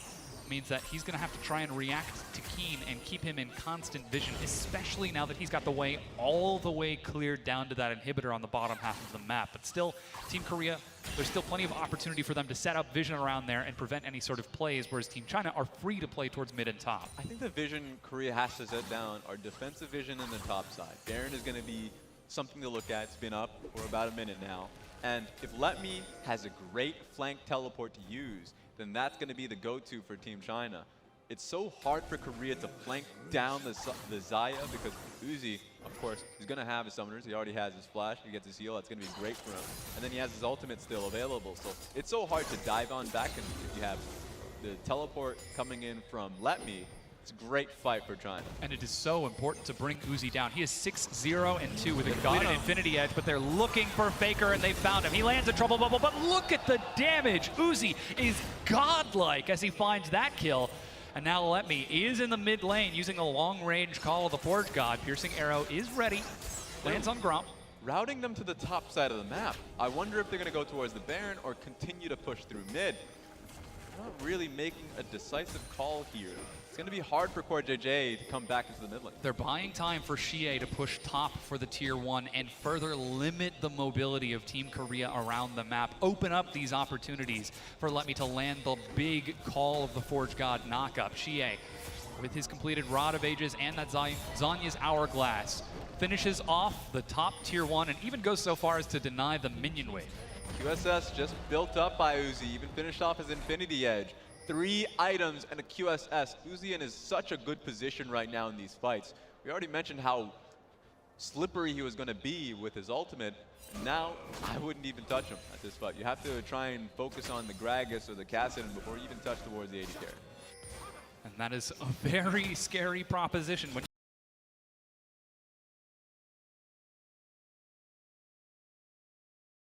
and the flash. Yep. If that's the trade-off that you've got to worry about, then Team Korea might be in trouble. But Score, he's trying to set up some vision around this Baron pit, but Team China just group up once again, playing the exact same vision game, the exact same play. If it worked once, don't try anything fancy, just keep on doing it to open this map up. Battlestar looking for some damage. Even the Sleepy Trouble Bubble zones them away, but Team China are just controlling their waves. And I think Korea now has to change their priority. Looking for Sleepy Trouble Bubbles were nice before, but now there's just, you've gotten to a point in the game where Alistar can tank it for free along with Horn. It has to be around the barrels that Gangplank has. Gangplank at this stage of the game is in the bottom side, but if he joins up with the team, he already has a hefty amount of damage. If he can just poke down the Kassadin or Uzi, that's your way to come back. Ooh, that one lands, but just out of range. Ming is able to walk away without taking that chunk of damage. As he said, even though it is reduced against that Alistar, doesn't want to take the damage for free if he can help it, especially setting up vision around this Baron. Letme once again groups up with his team the moment his Call of the Forge God is off cooldown. He has Warmogs too. It's incentivizing for them to play around Baron. They can just continue to touch it, and then if they feel like they need to move back, then he gets the full health back. Now Keen is split pushing bottom. Team China see this is happening. They trade the bottom tier 1 turret and turn onto the Dragon. They've cleared out vision in the river. Ming and Xie are there on the side. Core JJ steps up. He's got the flash, quickness, grand entrance, even the teleport from Keen. He immediately follows it up with that teleport and the cannon barrage. Ming eats the Sleepy Trouble Bubble. And the teleport is completed, so they're grouped up as 5, but the Baron is dissuaded. It's good that the damage came on towards Xie and MLXG, because if any more damage came on to Letme, remember he had Warmogs. He was tanking the Baron for free for a reason. He knew he was going to be able to heal back, so basing from China as a whole means a free tower for Korea mid lane. Yeah, not just 1, but 2. The bottom tier 1 turret and the mid tier 1, bringing it to 3 turrets to 5, and they've already chunked out that top tier 2. We're at 25 minutes into the game, approaching that late game mark. Gangplank at 2.5 items. This recall is going to net him something big at nearly 300 CS, 25 minutes in. Keen has been split pushing to his heart's content, and if he manages to find Uzi in a team fight with a barrel, with a parlay, that is a very, very dead Xayah. Still, it's a constant vision game for Team China. They've found picks before. Can they find them again? Yeah, it's possible. I think they have a lot of good CC, and they're still staging a fight around Baron. Their plan is not going to change anytime soon. It's going to have to be Korea setting up an even better fight around Rakan's ulti. So they can get the charm, maybe a follow-up on Varus ulti. Then they can try and pick at the very least, I'd say Ming. Ming is the person you want to find out. If you blow his ultimate, then you can always re-engage. Letme feigns aggression as he charges into the wall. Xie is split pushing bottom against Keen, level 15 to level 16, as Last Whisper was the item purchase. He's forced to Rift Walk away. That barrel lands, and Xie uses even more of his mana to back out, but the Cloud Dragon has spawned, and they've got control over mid and bottom. Team China could just take the consolation prize instead of looking for a pick, but that leaves them off the side of the map with that Baron. This kind of changes things. fact that Xie can't take that 1v1 versus Keen, but here we go. Ruler's caught out. Ming has found him. That's Blade of the Ruined King. Looking for the stun and lands it. Call of the Forge got in the cast, pulls him back in. He flashes sideways to dodge the knockup. Ming tanking these hits, but flashes away. Uzi steps up, and that's Core JJ flashing out of this as Keen lands a big hit. But Uzi's still standing. So close to get the kill on towards Ruler. That was a perfect cast from the Gragas. But they know that he's had to a base now, which means the pressure is there towards Baron. If I'm China, you just start it. The wave is pushed in. Uzi's back at full health. And like you said, Baron could be what Team China turn towards. There's lots of vision from Team Korea and Faker sitting in the river. Seeing that Team China instead just to set up some vision, play it safe and play it defensive. They don't want to risk turning it or taking any team fight that could go sour because death timers are getting pretty big. While they still have an advantage, it's not as large as it once was. Only 2,500 gold lead for Team China. Yeah, lost team fight will turn into an inhibitor for sure. And that's where the problem is lying here because China found that window. Base timing on the AD carry should have meant Baron for them, even a better team fight if Faker and Score tried a challenge. But they decided against it, which means that the threshold for what makes a better team fight for China is a little higher. It means that they need to get a better cask if you are MLXG. And that's constantly playing around the vision, looking for those flanks like we just saw onto Ruler and Core JJ. 3 summoners down on them means they could try to look for the same 2 players, but already Team Korea are moving as a unit to deny that. Mercurial Scimitar has been picked up by Uzi, so he is absolutely huge at 4 full items, level 15 in this game. But once again, despite a strong and absolutely dominant laning phase from Team China, Team Korea have been able to stall it out and deny any further presence from Team China. They made it all the way to the inhibitor res, but they haven't been able to break down the base and get closer towards the Nexus than just that push. But, ooh, that Paddle Star, very close. Sleepy Trouble Bubble forces him to feign back and Score, lands an Undertow. It's just because there's no wave clear here from China. Ornn and Kassadin need the setup, and here's one. That's the call of the Forge God. Cannon Barrage steps forward. Faker forced to flash away. Ming with a 3-man knockup. Core JJ looking to go in from the side. They found Xie. He activates the Zayas, but Uzi steps up, finds himself the first kill. Blade of the Ruined King. Heal matches it to Flash. The auto, he gets the double kill. Cleanse to get away from the Sleepy Trouble Bubble and finds himself yet another kill. It was just enough, and it was so close, too. Xie would have died in that situation, but he had the Zhonyas, held it tight, stayed alive, and that's a 2-for-0 for China. Now the Baron is started. Blue Trinket spots this out, but with Let Me tanking, Team China are going to shred through its health. Uzi is huge. Score and Faker along with Keen are in the mid lane. They're not even going to risk heading over towards the pit with Xie zoning them away. And the Baron goes down. Team China are back in the lead. What a series this is. Every time you have any doubts towards China and them being able to find a team fight versus Korea, they get thrown away immediately. Good picks across the board. It starts with a triple knockup coming in from Ming. So take a look at this, because this is key. Horn slowing down Faker. By the time the fight really starts, Faker's out of it. There's no way he wants to join this anymore. And then you can see people grouping up. First kill from Uzi. He follows it because he's got that movement speed. He flashes forward too to get the second one. He is massive this game. Oh yeah. 9-0-2. He has truly come into his own, perhaps ascending to that top tier status that he has been chasing ever since Rift Rivals, ever since MSI. And now, could it be enough to close out this Game 3 and bring Team China to 1 win away from taking the gold medal? Still, they've got the Baron buff, they've got the opportunity to siege, and Xie is heading back bottom to finish off that inhibitor that has been started so long ago. Right now, Uzi's packing a punch. He's got his Zeal as he's closing up his item build, and it's now getting multiplied by the Infinity Edge. It's just been there, giving him 60% crit for a little bit, but now as he's starting to close out his build, he'll be at 100% once he's finished it off, so really well done. Uzi's going to be who you play around. Bringing in these Baroned up creeps all the way to the middle inhibitor turret. Xie is escorting the wave bottom as Let Me is trying to stand bodyguard along with Ming in front of Uzi. But wow. Whoa, Xie and Ming find a kill onto Faker. Uses the Ignite, but with no flash, he doesn't escape. And suddenly this siege became a whole lot scarier. It's all going to be on this next wave. Kassadin's just going to look at his watch. He's like, all right, yeah, sure, 3 of you, do what you want. But the mid lane is what you have to focus on. The dive is so real, and Kassadin's going to be there to join him. Xie still ready for the flank, clearing out the minion wave, lands some damage onto Keen, but that's the Predator. Middle inhibitor turret goes down. Now they're turning onto the mid and bottom inhibs at the same time. Mid goes down, but Uzi backs away, leaving Xie to finish off the bottom. It too will fall, and Team China take their advantage and don't risk it, backing off. Conceding the world, Korea is. The fact that they just conceded their mid lane tower and inhibitor really showcases how confident they were that they were just going to lose that fight. So don't even want to touch it. 2 inhibitors down now. It's just going to be one more fight to end the game. And this is Faker looking for a flank on the side. Let's see how he ends up getting caught here. Core JJ is there. So going back bottom lane is important because the Kassadin is how they got the kill. You had to be looking for it. There it is. The portal jump and just lands the CC with Xie.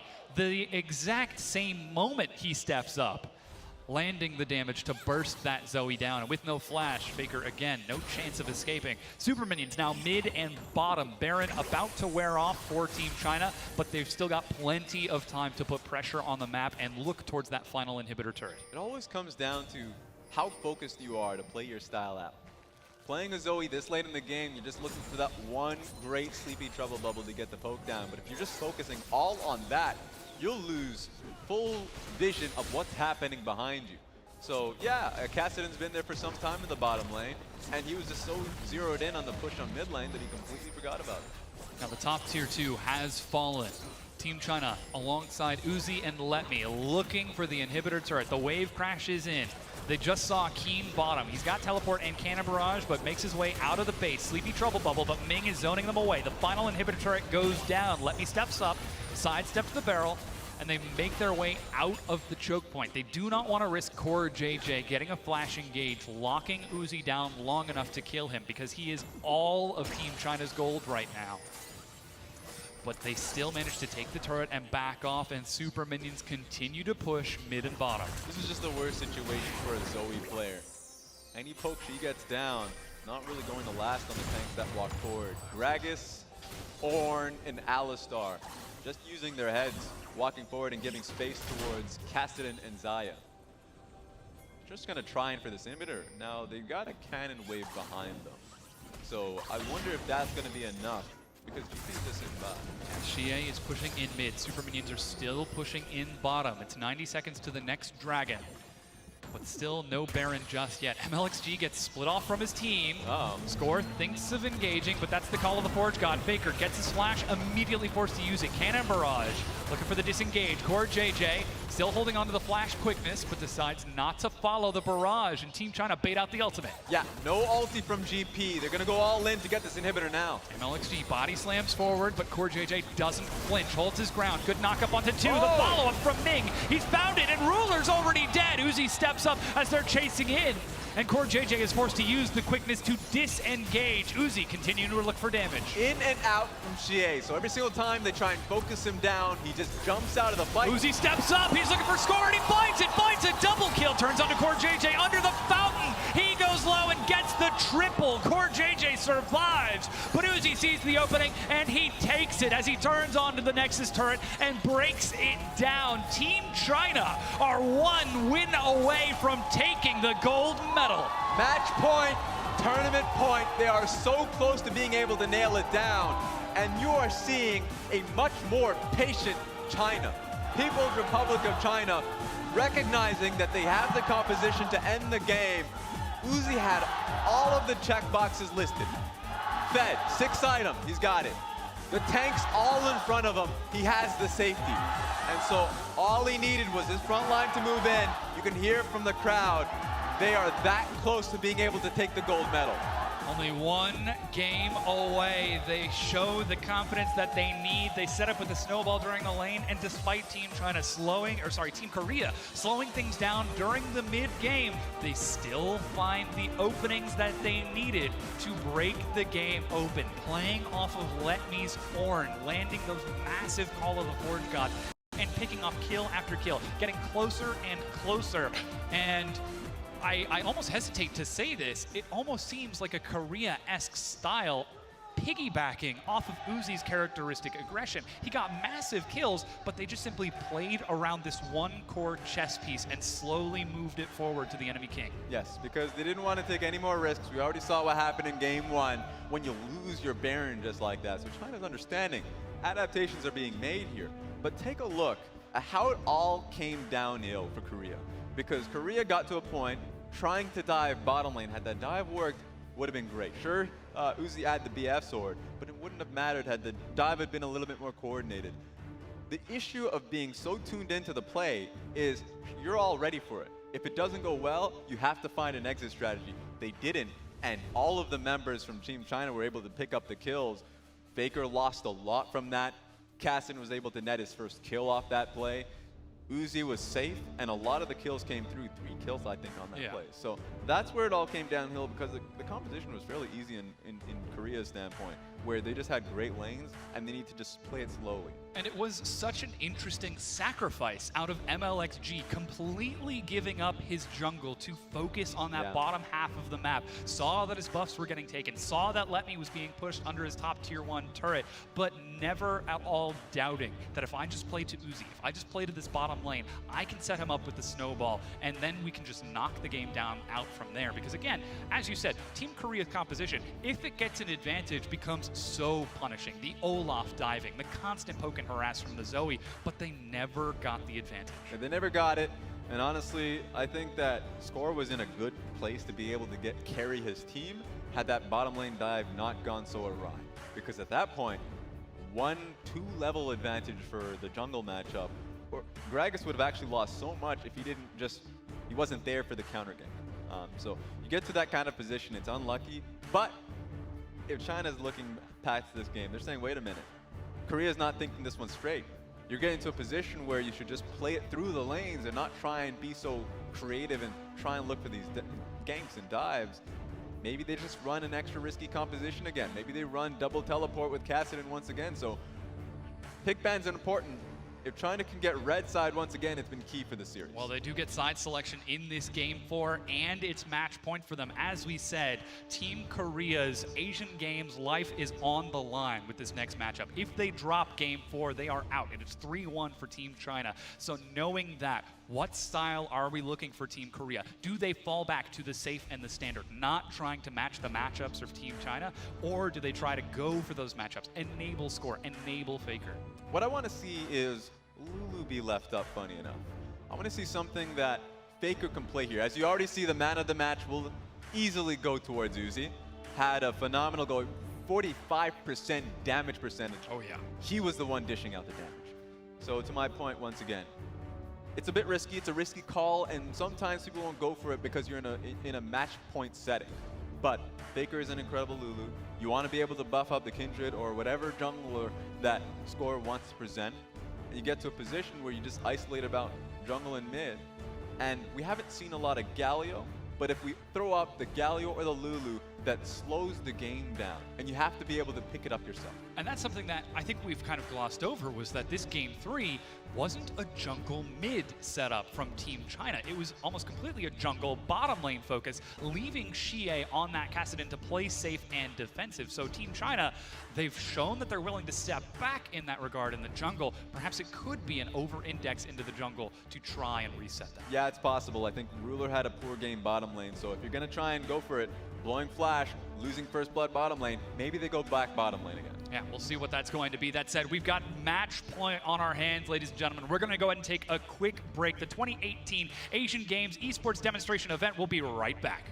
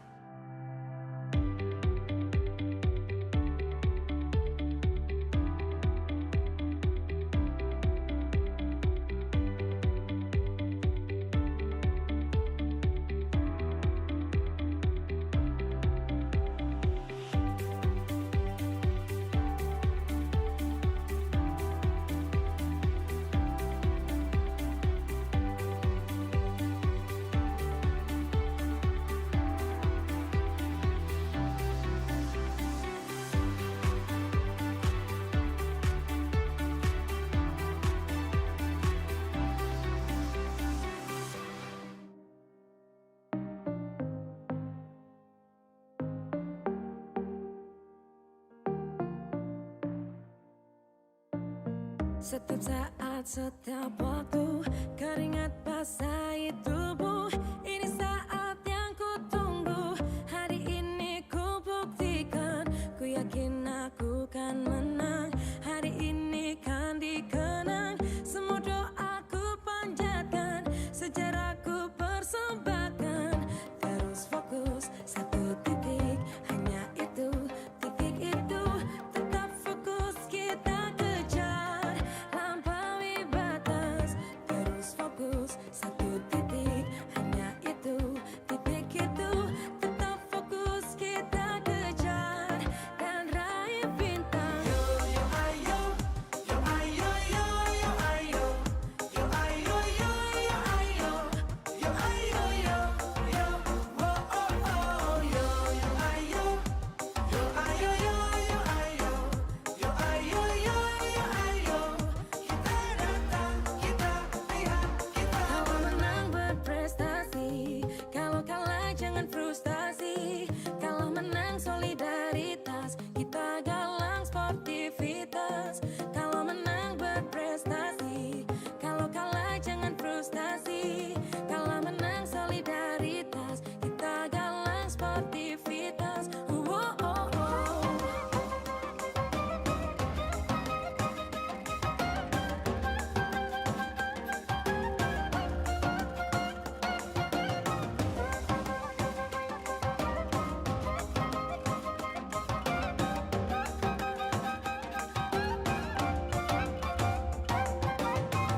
Terus fokus, satu titik, hanya itu, titik itu. Tetap fokus, kita kejar, dan raih bintang. Yo yo ayo, yo ayo yo yo ayo, yo ayo yo yo ayo, yo ayo yo yo, oh oh oh, yo yo ayo, yo ayo yo yo ayo, yo ayo yo yo ayo. Kita datang, kita lihat, kita bawa. Terus fokus, satu titik, hanya itu, titik itu. Tetap fokus, kita kejar. Terus fokus, satu titik, hanya itu, titik itu. Tetap fokus, kita kejar, dan raih bintang.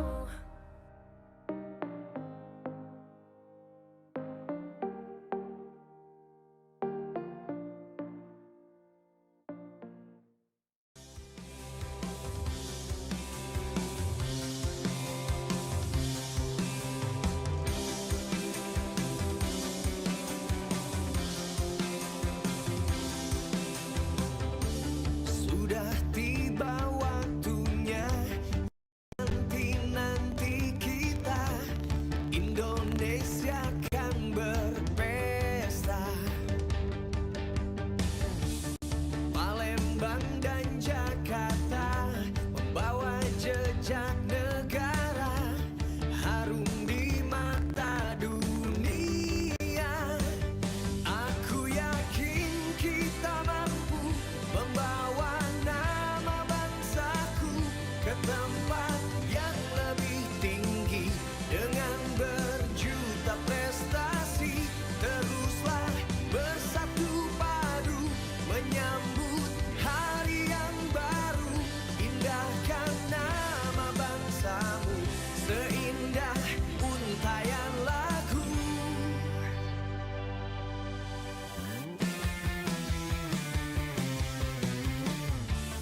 Ini pesta olahraga, bukannya hura-hura, apalagi huru-hara. Kita harus bertekad dalam satu semangat, jadi tuan rumah hebat. Aku yakin kita mampu membawa nama bangsaku ke tempat yang lebih tinggi dengan berjuta prestasi. Teruslah bersatu padu menyambut hari. What are we actually made of? Beneath the colors, beneath our similarities and differences, and our failures and achievements. We are the children of the universe. We exist to push all the boundaries. We are a never-ending flame,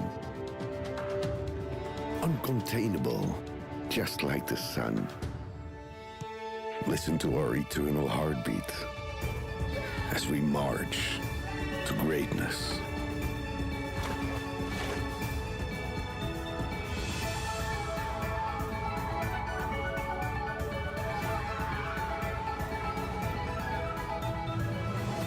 We are the energy.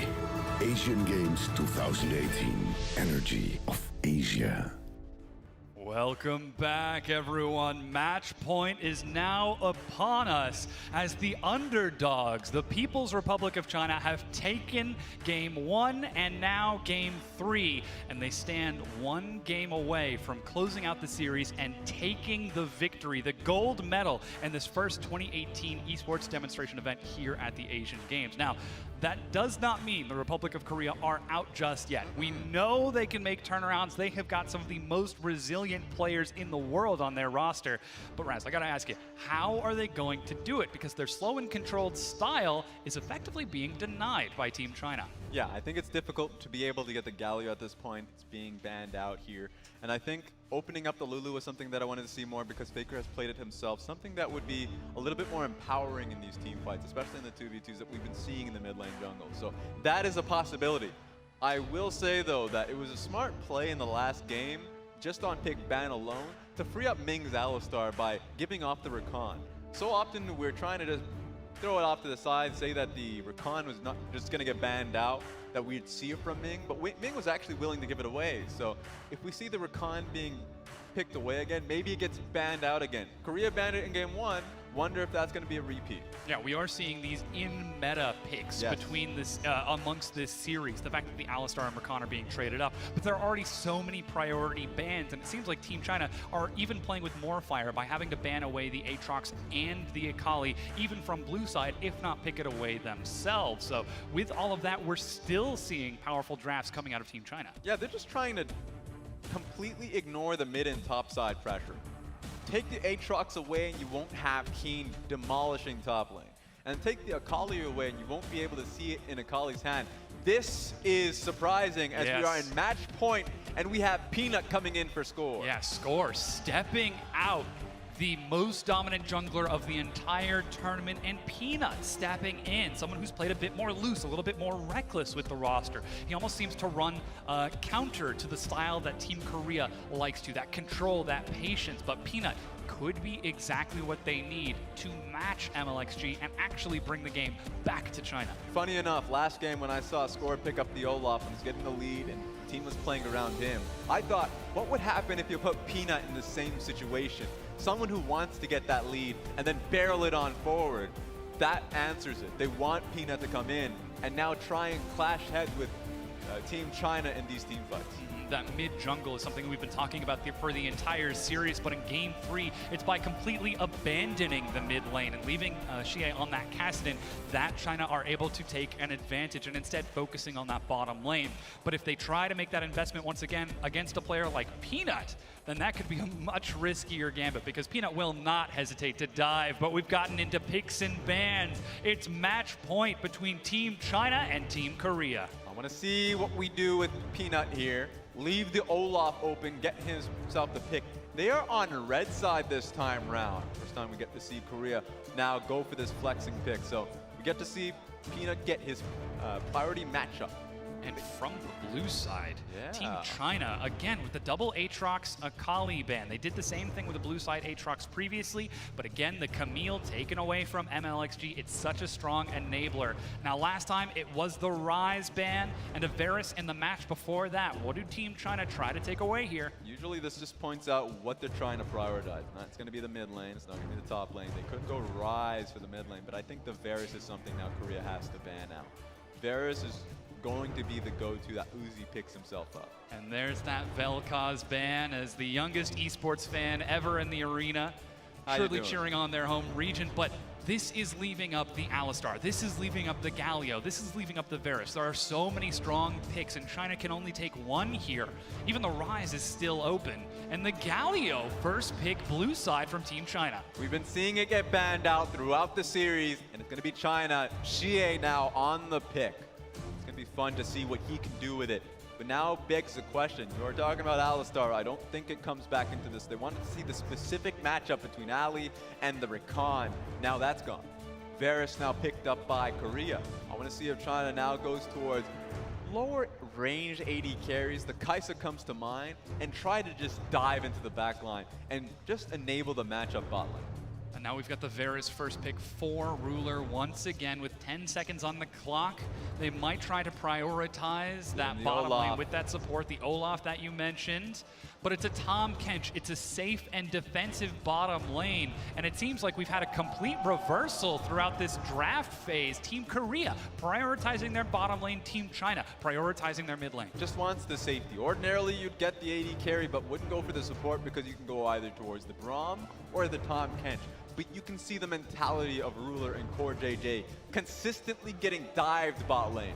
They don't want that to happen any longer, and Tahm Kench would make it a little bit easier for them. So we see the Xayah picked up by Uzi, getting MVP in that Game 3 victory for Team China. Will he have a similar performance going into this Game 4, into this match point? As Gragas is now the pickup once again for MLXG. They're showing a similar strategy, but this time it's without the scaling assurance of a Kassadin in the mid lane. It's with the support of Xie, so they might even be doubling down on it. Yeah, I think the Olaf just comes out right now. You're getting to a point, oh, doesn't? I think you should ban it now. One of the greatest strengths of Olaf against this composition is, you know, the Xayah has the CC that she can constantly throw out with her feathers. Gragas himself as well. The taunt from Galio, all ignored based off the ulti that the jungle pick would have for Peanut. Now we have another Ornn ban away from Team China. That has been a huge enabler in these fights, setting up with the long-range call of the Forge God for Team China. Taking that away is a huge step forward for Team Korea. Now we've got to look to see if that Alistar goes through. There's the Trundle that you just mentioned, but Olaf is still an option for Peanut if he wants to try to go aggressive against MLXG. But let's see what Korea try to ban away. They know what their mid lane matchup is going to be, that Orianna versus Galio. Alistar's and there's gone. the Alistar. There we go. I mean, they just don't want to see that extra layer of engage there. But now the real question for China is, do they ban the Kindred or do they ban the Olaf? Two reasonable picks here. Kindred. Okay. And the Kindred, yeah, banned away now from Team Korea. So let's see if we get that Olaf right here. Saving that counter pick for Keen in the top lane once again. As the Gangplank is still open, though, we might have a chance to see China let me take it himself. Just know that the jungle matchup is already known. Peanut knows he's going up against the Gragas. It's a possibility that Let Me picks it up himself, just throwing it out there. But regardless of that, Olaf comes in through. Peanut is confident with this one. As you said, how different would the game be if you were willing to dive with that Olaf instead of just pressure the lanes themselves?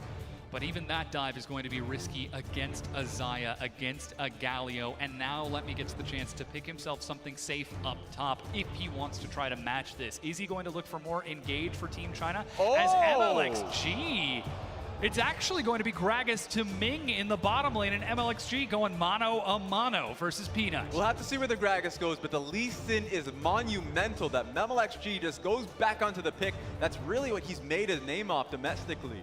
So he knows that he has the backing of the Galio pick. Gnar is the go-to.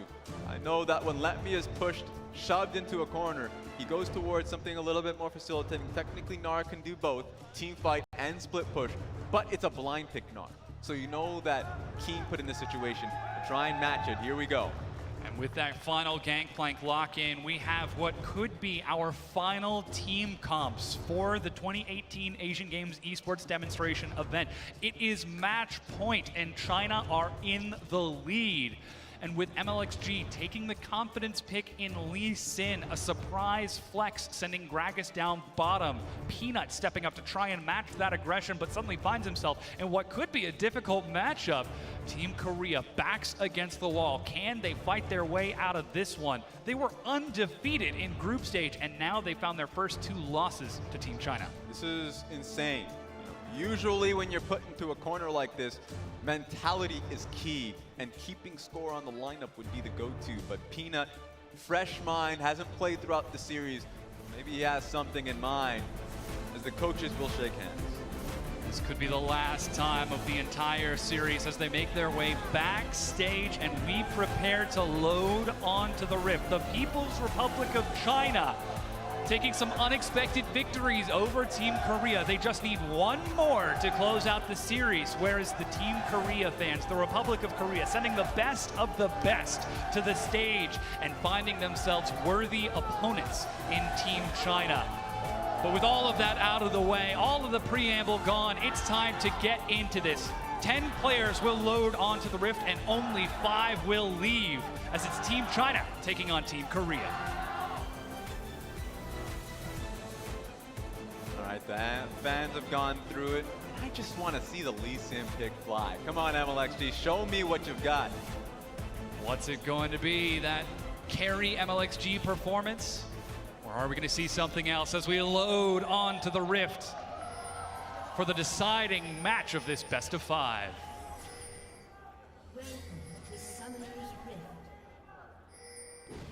And you can hear the fans already chanting on for their teams. Team China versus Team Korea. 30 seconds until minions spawn.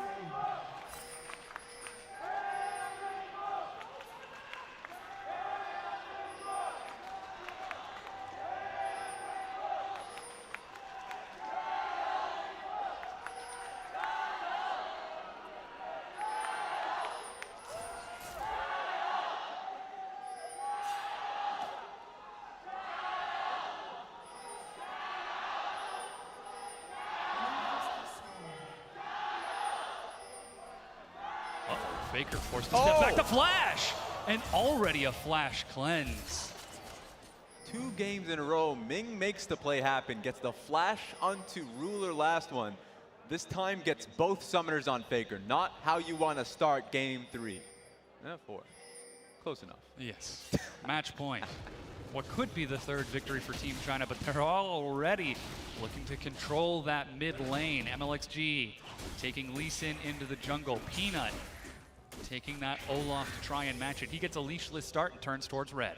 Here's what's key about this jungle matchup. The reason why we don't get to see a lot of Lee Sins out there is because the matchups are just bad. You're an electrocute jungler going up against what seems like an Olaf. I mean, he's going to be chucking axes. It's actually really bad for you that you just get outright damaged. One of the oldest counter picks in the book. But you still pick the Lee Sin for the setup. If you're confident enough for the ganks, super impact in the lane. And then, of course, once you ping 6, the Lee Sin kicks is what we're looking for. Those dragon rages to set up for the carries and find the kills. Now Faker, this wave pushed in. He's catching all the CS that's flooding in towards him, but already we see very early river control out of Team China. They've got a defensive ward in Pixel Bush and taken the top Scuttle Crab as MLXG is going from buff to buff, and Peanut is forced to go for a very close to full clear as he finds himself with double buff. Yeah, and speaking of forced, Faker is forced to play under his tower. He knows that going up against the Lee Sin, one thing Lee Sin has in mind is to make the ganks happen, and the taunt that is available for CA makes it all the easier to go up against a flashless, cleanseless Orianna. A very scary matchup, but the cleanse is already half duration to coming back, so not quite as much threat for Faker. If he can only hold out for just a few more waves, he should be fine. But Let Me finally has himself a favorable matchup in the top lane against Keen's Gangplank. You can see Keen is setting up to keep himself safe from any dive, places a ward on the Krug camp to make sure that there's no chance MLXG appears.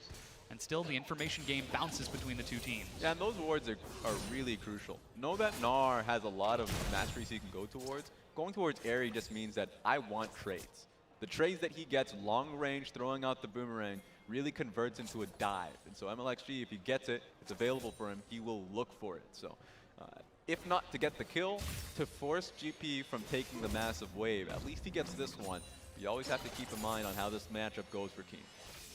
He has brought Peanut back towards that top side of the map. His first recall is completed. Peanut's got himself the boots to synergize with that Predator and a Ruby Crystal for some more sustain as Xie teleports back into the mid lane and the waves bounce out. Finally, Ruler gets himself a safe lane down in this bottom half of the map, as even MLXG is sitting in Tribush just to pull the attention. And he will be spotted out by a ward, though. When you're going up against Uzi and Ming, I don't know if you ever get yourself a safe lane. Sure, you have the Tom Kench, so that's what makes sense for it to happen. The exhaust to follow too. Remember, that's exhaust versus ignite from both supports. So you can already tell the mentality behind both these matchups. But Core JJ and Ruler still have to be aware, get the wards down so MLXG cannot impact it. Now Ming steps up to look for vision onto Peanut. They want to know where that Olaf is going. He's trying to dodge the vision that was placed on Gromp. I don't think the Scryer's Bloom spotted him, as there were no pings onto him, and he's heading down for a lane gank towards the bottom lane. That's the slow onto Ming. Flash. Ming trying to set up for some more damage, but the Predator, Peanut's racing up. Devour is ready. Ming is the target, and he goes down. First blood, Team Korea. Flash to get the slow across. Core JJ sets up the gank for Peanut. Well done. Kill's gone across now. LXG now setting up for a gank top. Uses the ward hop to close the gap. Sonic Wave is ready. He tries to bait out the flash, but it's held onto. Keen does not flinch. He holds his ground and escapes with his life. Incredibly well focused from Keen. Keen just recognized he needed to wait for the reaction on Q. So this is where it all started. Flashes over the minion wave so he can actually get the Q across. And so Ming, waiting on his cooldown so he can body slam out, just wasn't going to be given to him. Ends up giving that first blood over to Ruler. The bottom lane might finally get a chance to go into his favor in this game, as even Infernal Dragon is picked up by Team Korea on a very scary composition. 4 huge damage members as the game goes on, so massive investment for them. This is pretty good for China before that point after. Remember, the mid lane matchup was supposed to go in favor of Faker. But since losing both of his summoners, and on top of that, Xie getting minion dematerializer was just making it so hard for Faker to deal with cannon waves that would come through. So it was looking good initially. Mid lane and bottom lane were pushing, but now Korea found themselves a foothold in the bottom lane. It's opening up to a 600 gold advantage, and we'll keep an eye on how that bottom lane goes, as it's a BF sword start from Uzi against the Bilgewater Cutlass for Ruler. And he just needs a little bit more gold, as that's the body slam. Core JJ not back out of lane in time, and Ruler will take some damage, but again, he's got that Cutlass, so we'll get some lifesteal to heal himself back up. This wave is pushing in, and MLXG is on the bottom half of the map. Plus, Xie has picked up level 6, so we could see a potential dive if Team China were thinking about it, or they might just try to reset the wave and gain control over the bottom half of the map. It's a good way for Ming to play out the laning phase. Getting the chunk down means that you're right, you have Bilgewater Cutlass, you can play to just sustain, but you were already in an aggressive standpoint. Now you're looking to play at a range so you can heal up and throw your Qs so you can get the minions across, rather than trying to get the trade on towards Uzi. Now we do see Uzi still pushing this wave up, using those feathers to try and clear out that minion wave as quick as he can, and still just patrolling back and forth. He's actually brought MLXG out of the jungle. There is a Scuttle Crab just expiring and a Control Ward, but another in the Pixel Brush. Ming now looks like he's about to be spotted by that Control Ward, and they're just going for a blue steal as Faker is caught recalling. It's a small jab from Team China, but it does deny that wave clear to Faker in the mid lane, which could open up Xie to move around in just a few minutes. You would expect Korea to know this is happening now that they brought their bottom lane for the play. You can see that MLXG would likely go to secure the blue buff of his own in the opposite end. But we're seeing if that's the case, because, yeah, actually, Xie putting down a ward to defend it. So that would look to be a triple buff. Yeah, Peanuts actually completed his recall. He did not go for that blue buff despite the attempted recall. As MLXG lands the Sonic Wave. The kick sends him back. Core JJ gets pulled and snared. That's the Cannon Barrage. Ruler's out the front, and Ming eats some damage, tries to soak it up. Another Sonic Wave, but the Chains of Corruption does so much, and MLXG decides not to follow. Uzi chases it down, nearly has the damage and finds the kill under the turret. But here comes Peanut. Teleport coming in as it's an all-out brawl. Level up from Ming. He finds the cast. Core JJ goes low. Uzi finds himself the double but dies. Gifts over the kill to Peanut, and it is 3-2 in favor of Team Korea. But he risked it all to get that double kill, and this is a massive wave now being denied against the Varus. So mission complete for Team China. Get the advantage on towards Uzi, and he netted it for himself. With everything on the line, match point, and one game still to lose, he decides to flash under the turret. Comes up with the double kill, but ends up giving another 2 over. 1 to Peanut, and I believe that's actually 2 now to Peanut. And ooh, MLXG, he's not done yet. Fancy feet Faker. You don't need sums. You don't need to blow him at all. As long as you got the movement speed there, uses his command distance and W to be able to just give him the extra movement speed to duck out of there, duck out of cover. Now he's moving along here. Yeah, they're going to claim control over this bottom half of the jungle from Team China as blue buff is passed over to Xie. Oh, yeah, Ming does not, or sorry, MLXG does not take it. And sending Xie back towards this mid lane. But now as we get towards this 10-minute mark, we're seeing Peanut start to step up. And you said 2 kills on score versus 2 kills on Peanut. What would you rather see as we get to see this play again? There we have it. 2-for-1 special, kicks him into the back line. But this is the value you have that at Tahm Kench. You try and focus him down. Not only did he get the shield here, but it actually came back off cooldown to try to get him again.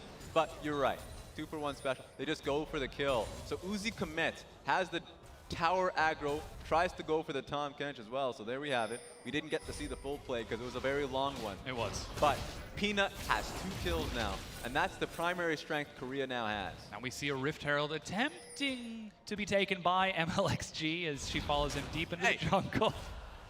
You ain't going nowhere. Gives him a pat on the back as he makes his way out, but Peanut, like we said, this is the difference between the two. It was 2 kills on score in game 3, and he wasn't able to affect his lanes. Now, Peanut has the 2 kills on the same champion. Can he do what Score could not? Well, first time around, you actually saw the answer to that, which was when he just had a lane dive directly towards Ming. Now he's going to do it again. I mean, the pressure's already there. Why not have a second shot at it?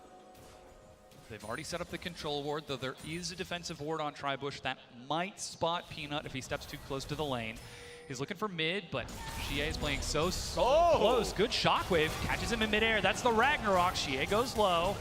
Peanut decides not to go under the turret as MLXG follows it up. The chilling smite, but that's Cannon Barrage. Abyssal Voyage gets Core JJ back in. He was threatening for the ward hop kick, so you had to flash off if you're Faker. You can see it in his eyes. Didn't happen. But you can see it. That's the difference between Score and Peanut. He was looking for these plays, and he's relentless. Get away from that wave, buddy. Xie still flirting with danger. That Sonic Wave misses. Peanut's not very tanky, but they're trying to deny Faker these minions while Peanut is trying to hold them. The wave pushes back in, and Peanut does pull it to the side to buy a little bit of time, so Faker won't miss too much, but this is a recall opportunity for Xie, and still, we're seeing a CS advantage for Let Me up top as he's pushing constantly into Keen. This should equalize with this wave, and bottom lane is still in favor of Uzi with that kill advantage. There we have it. Now Peanut, of course, the base coming down. He's going to be looking to try and defend this Infernal Dragon taken. Flash Smite is ready for Peanut. He's got no Ragnarok. Core JJ sees this. Smite secure. Team China are forced to back out. Ming's over the wall. Ward Hop gets into safety. Peanut decides not to follow up. With Korea pressing forward, they're pressing forward in multiple directions. Xie has found Faker once again under the turret. They're fighting over the Raptor camp now. Uzi trying to clear it out, but Peanut will get the secure with a Smite and that Ragnarok. I think the benefit of that is that they denied Korea from having double Infernal. But look at the situation they're currently in. Galio probably needs a base for himself, but he's getting constantly pressured under tower. This is the Faker special. Push him in and let it rip on the tower. Tower's getting chipped down a little bit constantly just based off the matchup alone. You can't keep Faker here unscathed. You have to do something. If he's allowed to keep pressing, eventually that turret will fall, and we know what this Orianna can do. He's being passed over this blue buff now as it respawns, finally able to get the buff for himself as Xie heads back into the mid lane. MLXG is on the prowl. He steps up the shockwave, pulls it in! That's a bait, but there goes Xie. He's forced to back out of this. The Predator, the slow, but Ragnarok means Peanut's able to soak some of this.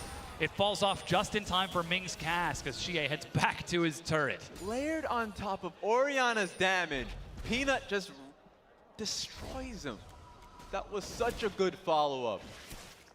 I mean, there was no way for him to respond. No flash, No no reaction. ward hop, nothing you can do in that situation. He was gone. And again, we see the trade-off. Winds of War trying to clear out the minion wave, but Team Korea are pushing off the back of Faker's pressure. They're getting more and more damage onto this turret. Luckily, Ming completes the rotation from bottom to defend it.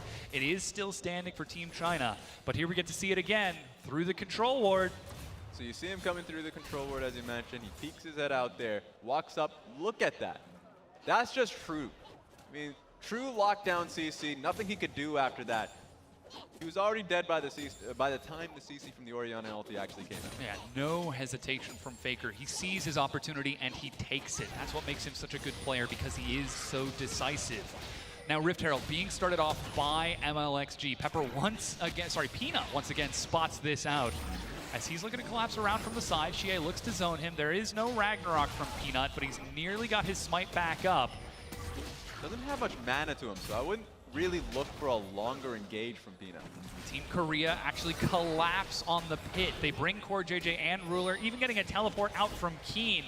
As Let Me close to Mega. Not sure if he wants this fight. Keen completes it. Shockwave pulls MLXG in. He's dead again to Faker. 5 and 2 for Team Korea, and they take the Rift Herald. Ming and Uzi were stuck at base. They were coming, they were going to be there in about 30 seconds, but they didn't have 30 seconds. The play happens. MLXG tries to go for a steal, but of course he's going to get picked out by the Shockwave. And no hesitation from Korea. They drop Rift Herald in the mid lane. This charge should be enough to break it down. Mid-tier 1 falls. A lot more fiery out of the Korean roster now with some Peanuts in here. You give him 2 kills, and he just keeps going. I love the fact that we're seeing a completely different game now that they brought in Peanut. Much more aggressive play is opening up the map. Now Faker is unlocked on this Orianna and free to maneuver around. Peanut synergizing in an unexpected way by collapsing on MLXG's mistakes and forcing him into a bad position, not once but twice in a row. Hey, this was the old SKT duo. Peanut, once upon a time, was across sides from Faker. They get to play once again with each other. And you know what? Unexpectedly, the synergy is back on track. 4 kills from just 2 of them. Just combined. The pressure is there. And they're doing really well to just completely nullify MLXG. And in this case, Xie. And non-stop push out of Faker, using the Shockwave again to keep Xie busy. Uzi, meanwhile, he's finished off his Stormrazor, but he's a far cry away from the kills that he had in Game 3. Same champion, but completely different tale at 2-1-0, as Ruler is actually 22 CS ahead. Despite being down in a kill, he's finished off Blade of the Ruined King, and he's got push pressure onto the bottom tier 1 with Peanut on this half of the map. So it's in fact Peanut's aggression that's starting to open things up for Team Korea. This turret will be held, though. Luckily, that Xayah has got plenty of wave clear, but Triforce finished off for Keen. Luden's Echo finished off for Faker. Blade of the Ruined King for Ruler, and Peanuts picking up his own tank items. Things are looking pretty good for Team Korea. Yeah, and they were setting for themselves up a pretty reasonable dive down bot lane. Knowing that Lee Sin was top side too, Uzi and Ming just kind of respected the pressure and took Krugs. As you can see, nothing there. Nothing here you can see with your axe toss. The undertow. Peanut still feigning a dive. Faker's roaming away from the mid lane. Ruler steps up, but Ming doesn't take the bait. Uzi does, though. That's the cask again. Pulling Core JJ to the side. A flash gets Ruler out of there. The target's Core JJ. Chains of Corruption has found Ming. He's slowed. That's the hero's entrance, but he's already dead. Ragnarok gets Xie into the fight, but already his support is out. It's a kill advantage for Korea.